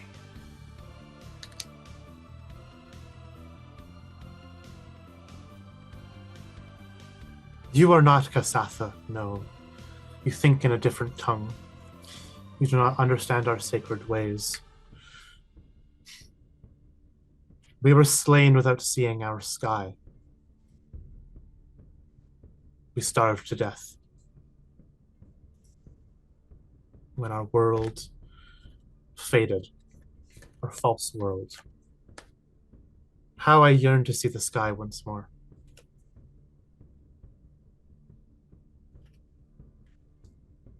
That could break my curse. But look around. There is no sky. That is because you are beneath the ground. I know of inside this. a metal cage. I know of this as well. For I'm looking down upon you right now from a place beyond the dome that you currently stand in. I see you now from the eyes of my tribesmen. I have watched you come this way. I have seen from the place when you've come from, a place that I cannot go. As I said, I am bound to this place, and I cannot leave. Doomed to haunt this cold, fake desert.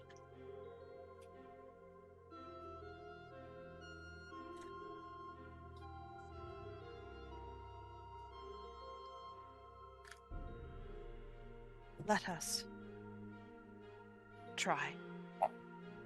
If we fail, there is no harm done. You are left in no worse position than you are now. But if we do find something that our ways of thinking might find that are different from yours, that's a win for you.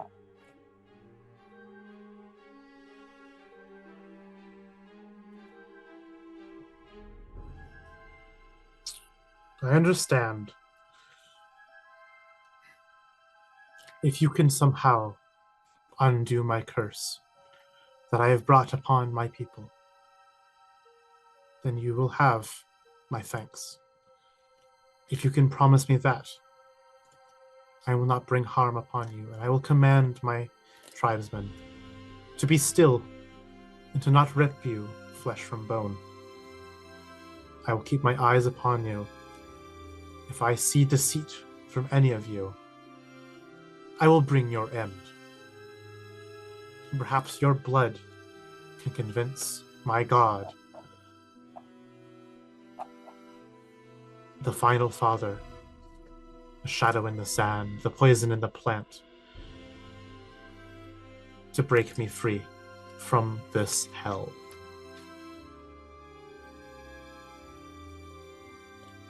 I cannot promise I will find the answers, but I can say that I will try and do my best to do such things.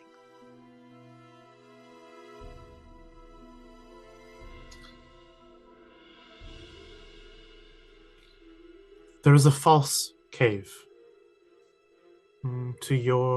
continuing along the path that you are following. Be not deceived by its illusions. It is a fake wall. It was used for many centuries to keep my people here trapped, unbeknownst to their prison. That is where I am, and where more of this prison awaits you.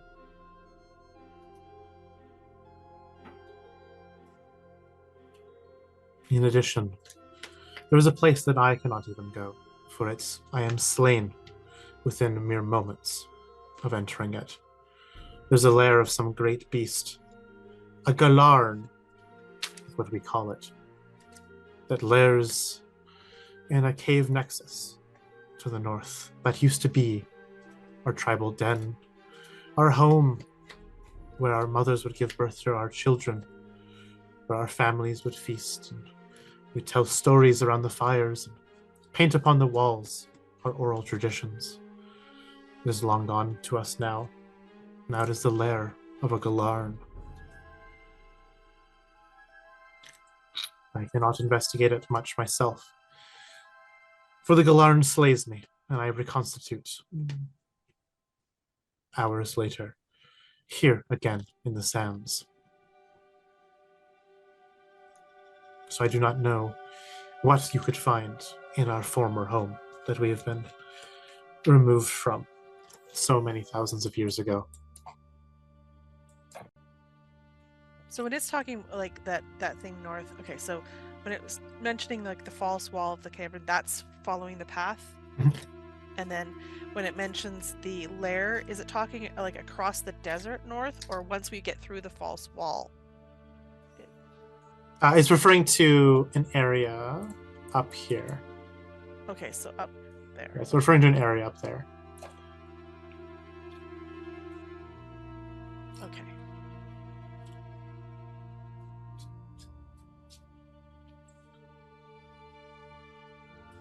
I think, okay, I will tell Dannek and Yrsimagor basically like a kind of the, I guess, the Cold Notes version of what I just heard and learned. Tell them about the false cave wall down at the path that we're following. Also about this monster in the lair to the north. But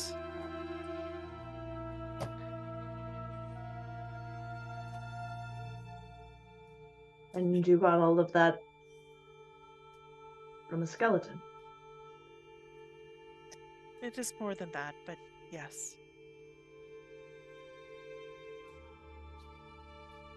We were trapped and imprisoned here. It will let us pass if we agree to aid it. in trying to free it from its prison. I have made that promise.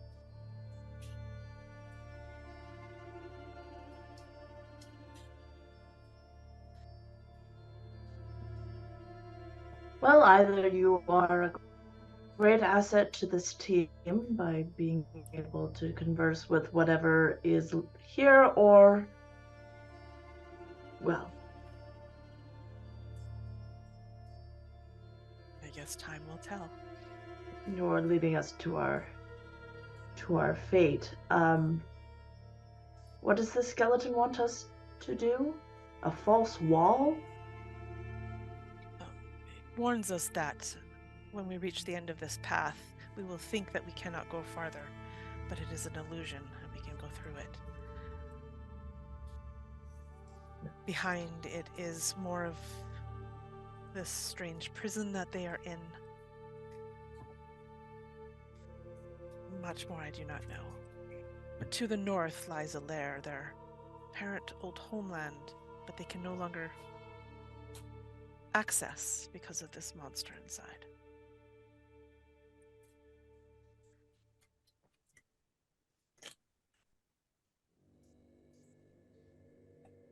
Yeah, what the undead wants is to have final rest. That you know. Yeah, they want to. Yeah, basically, I tell them how long they've been in prison here for like 9,000 years, and they just want to rest. So.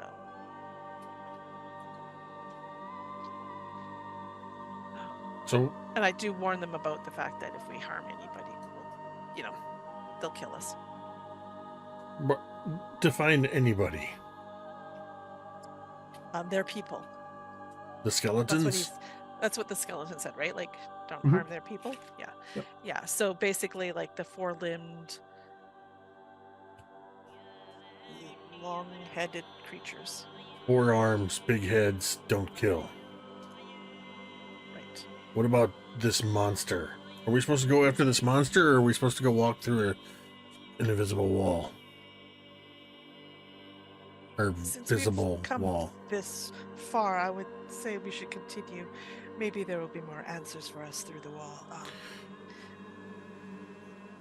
Don't get me wrong, I'm all for slaying monsters, but you two could barely handle what looked like a plant. I am in no great hurry to try to fight a monster that can destroy things in seconds. I think we need to know more before we go that way. I agree, this So sounds like the best plan.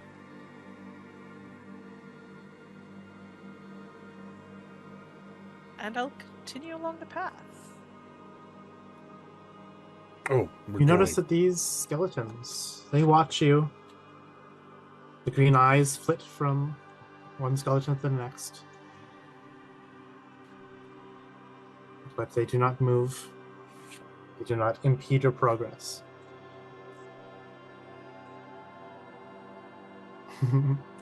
As you follow the path, you make your way to what appears to be the end of the line, where the trail itself ends and continues into the cave wall itself, somehow paradoxically. I will go up to where it seems to end. I will close my eyes and trust that there's no wall and walk through it. I will immediately put my hand on the back of your shirt or collar or whatever and stop you from walking through.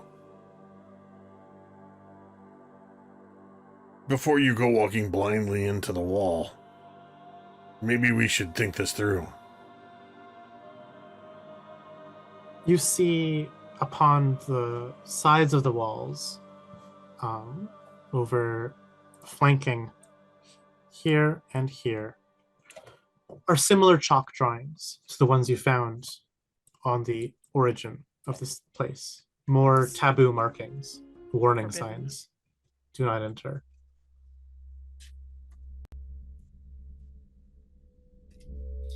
I'm just saying, for all we know, you could step through this wall and there's a pit on the other side. A pit with spikes in the bottom, or pit with no bottom. All right. What do you suggest? Hang on to me while I put one foot in? I'll hold you, and you put your face through. I would rather put my hand through first. You can't see with your hand. But I would rather have it cut off than my face.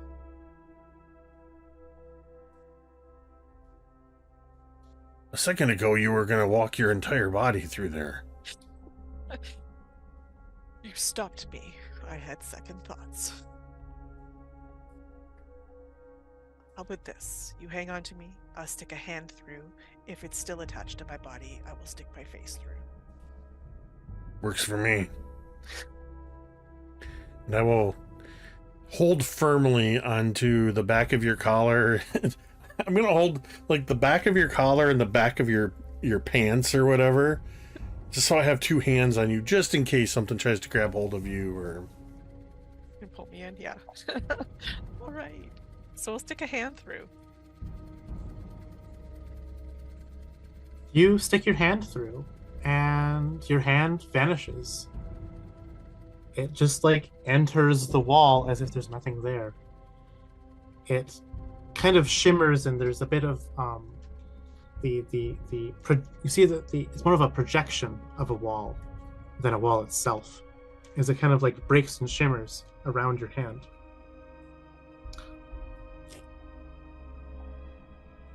But there's no lopping of your arm on the other side. But no one No harm. bites it. No one bites off your hand. Slaps it. No one with the slaps arm. a hand. A hand, anyone?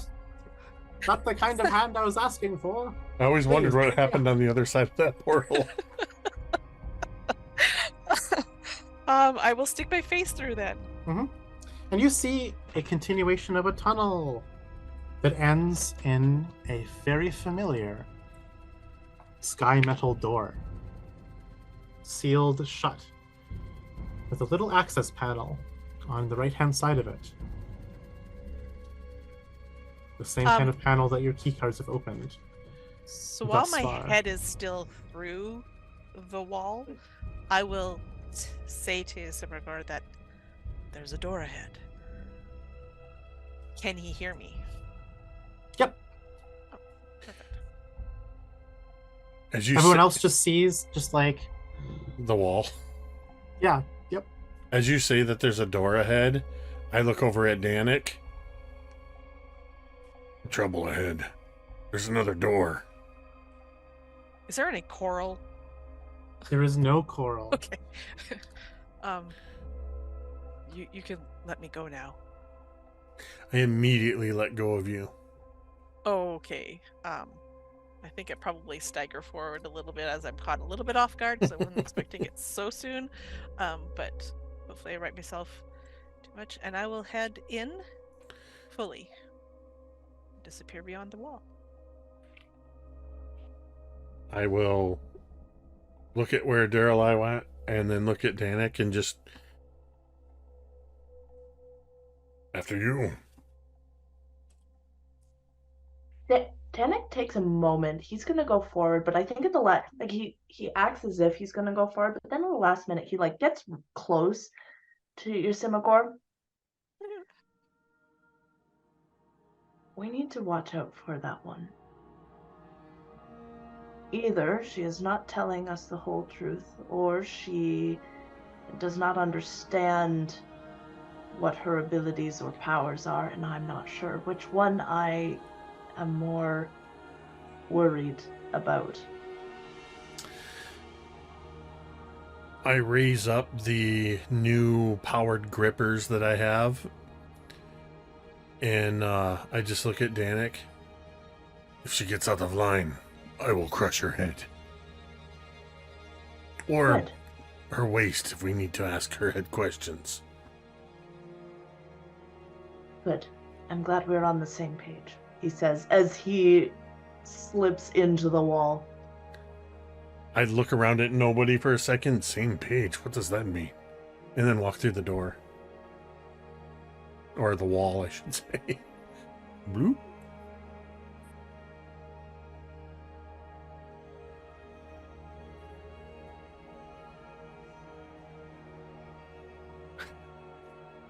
You enter and you see this door.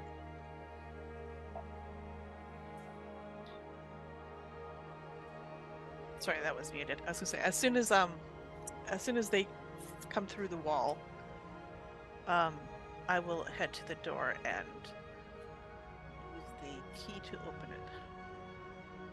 You slide the key card across the panel, Prepared for anything on the other side, really. and the doors open. And as the doors open, you pause for a moment, and you see and feel a massive explosion of electricity happening on the other side of the door. And a moment passes, and it happens again. These pulsings of electricity. You look up in the smoke. It smells disgusting and acrid and like ozone in here. You see that the cables and pipes that connect to the ceiling and to the machines onto the left and right side of this room, they are kind of broken open from part of the ceiling having collapsed, rending a hole. And it's causing the pipes in the ceiling and the nozzles to malfunction, causing explosions of electricity erratically every few moments. Oops. Just draw.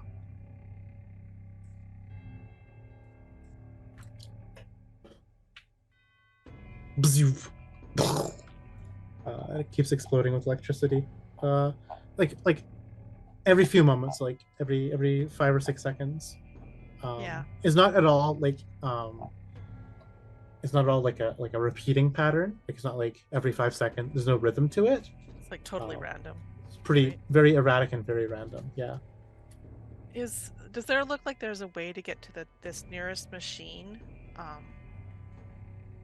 without getting zotted?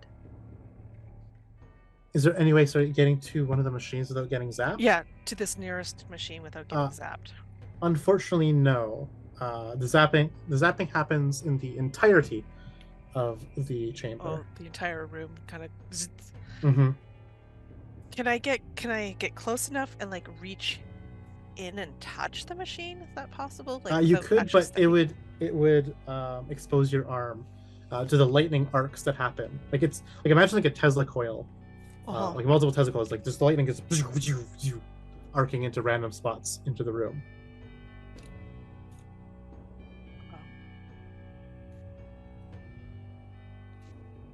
I want to destroy the machine. I don't know how to do that.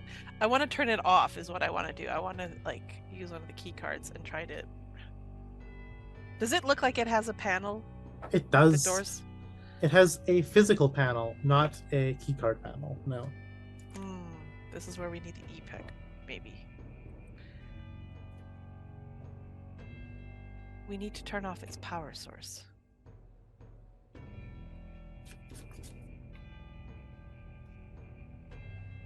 How do we do that without getting electrocuted? I don't know.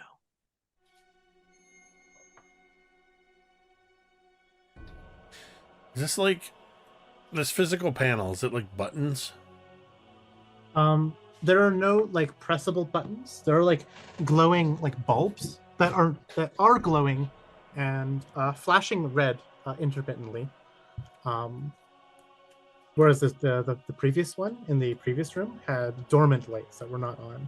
This one's flashing red. It has like a physical panel that can be like popped open with like a knife or something to pry it open. Which inside you're not sure what contains inside, what it's contained inside. And then elsewhere on the machine itself is instructions on how to use the machine, and in a language you do not understand. Too far away.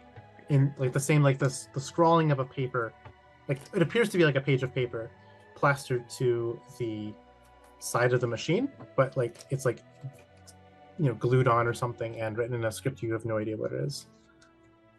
But it's long and tiny and looks like it's a lot of technical writing and strange diagrams and symbols.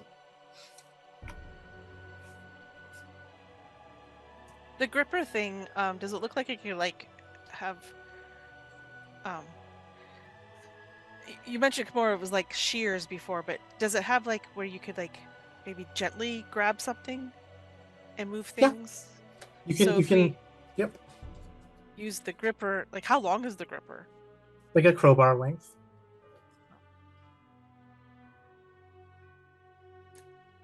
Because maybe we could use the gripper to open the panel. So you don't actually have to put your hand in. That might work. You could definitely try.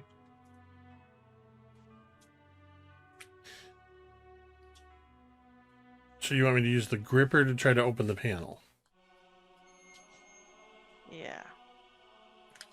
And we can see what's in the panel. Does it look like in order to do this action I'm going to get zapped? You don't know. You won't be physically in the room where like the lightning arcing is happening. The only question mark is like, will the lightning travel through the metal itself and zap you? I'm not afraid. I will reach out with the grippers and try to grab hold of the door to the panel to open it. Yep. This requires no roll. But you flinch as you see and feel the lightning zapping through the room. You flinch and you wince, and you are unharmed as you get the panel open. It exposes the raw circuitry inside the machine, all of which is labeled and color-coded and has strange little like screws and bolts and such. And one of them has a little engraving of a little lightning bolt next to a little gauge that is twistable. The question is, can you get your e-pick in there without getting zapped by the lightning?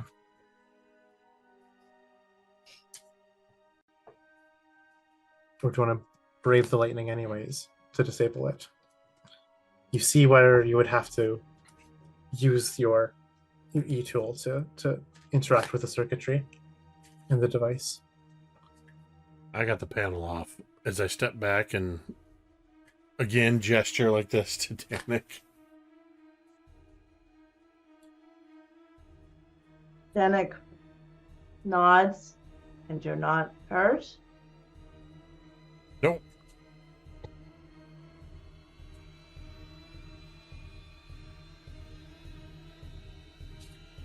Dannek takes a hesitant step forward.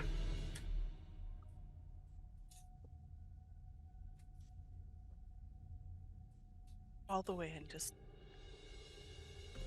enough that you can reach the thing that you need to reach. And Daeralei will step back, allowing you to move closer if you want. Mm-hmm. So what this will be two different rolls.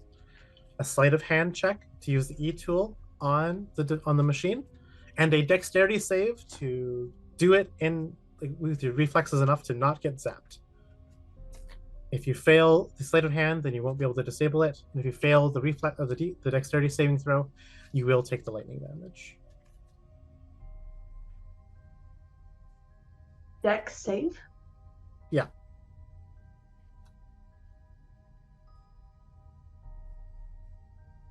Right, that's a 13 for sleight of hand, 19 for dex save.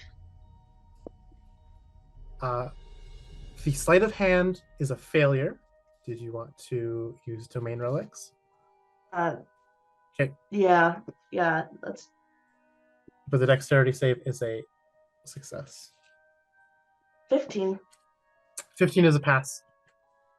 You are able to twist in there, disable the power, and all of a sudden you can hear the click as you can see it about to spark and jolts, and you step out just in time as it gives out its last shocking of electricity. This room goes dark. The little panels of lights that were glowing in the ceiling go dark and dim, and it stops dead, quiet, silent.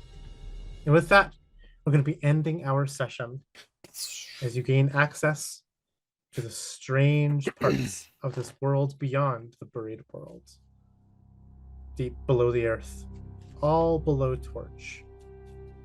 Thank you so much for playing with me tonight. Wow, we covered a lot of ground, and we gained a newfound mistrust of Daeralei. Not misplaced, just newfound. Yeah. Well, normally this is the part I would thank everybody for watching with us, but due to technical difficulties, we had to take the stream off air near the beginning and just recorded this for the VOD. So instead, I will thank all of you who are watching with us on the VOD, and invite you to join us if you aren't already on the live streams every other Tuesday, or any of our many other games that we have going on, including our Kids on Bikes on Thursdays, Scribes and Scrolls on Mondays. And I forgot to mention at the beginning, but this Friday, which actually I'm realizing now that as you see this on the VOD, it will have already happened. So you can go watch the VOD of the Nerdarchy, the Old Guard game. And then we'll be over there again on the 17th. We're doing 2 in November. And then I will be over on Erasmus Expeditions on, I think Sara is going to be there as well on November 26th. Kaeryn, you're a part of that as well for the household game. So we'll be over there for, we're not sure. It might be the last one of that, but it also might not be. So Kind of hoping we're going to get one more. yeah, it's a fun game using the, it's called All the Little Things, using the household rule set. And it's a very interesting world to be a part of. Of course, thank you, as always, to our incredible game master, Vi, and I guess to all of us that are sitting here at the table, myself, Kaeryn, M, and though she was not with us tonight, she was with us in spirit, Sara, without whom this game would have just been Vi talking to herself for a couple hours. So with that, we're going to go ahead and end this game the same way we end every stream, and you can say it with me if you want. Metadad.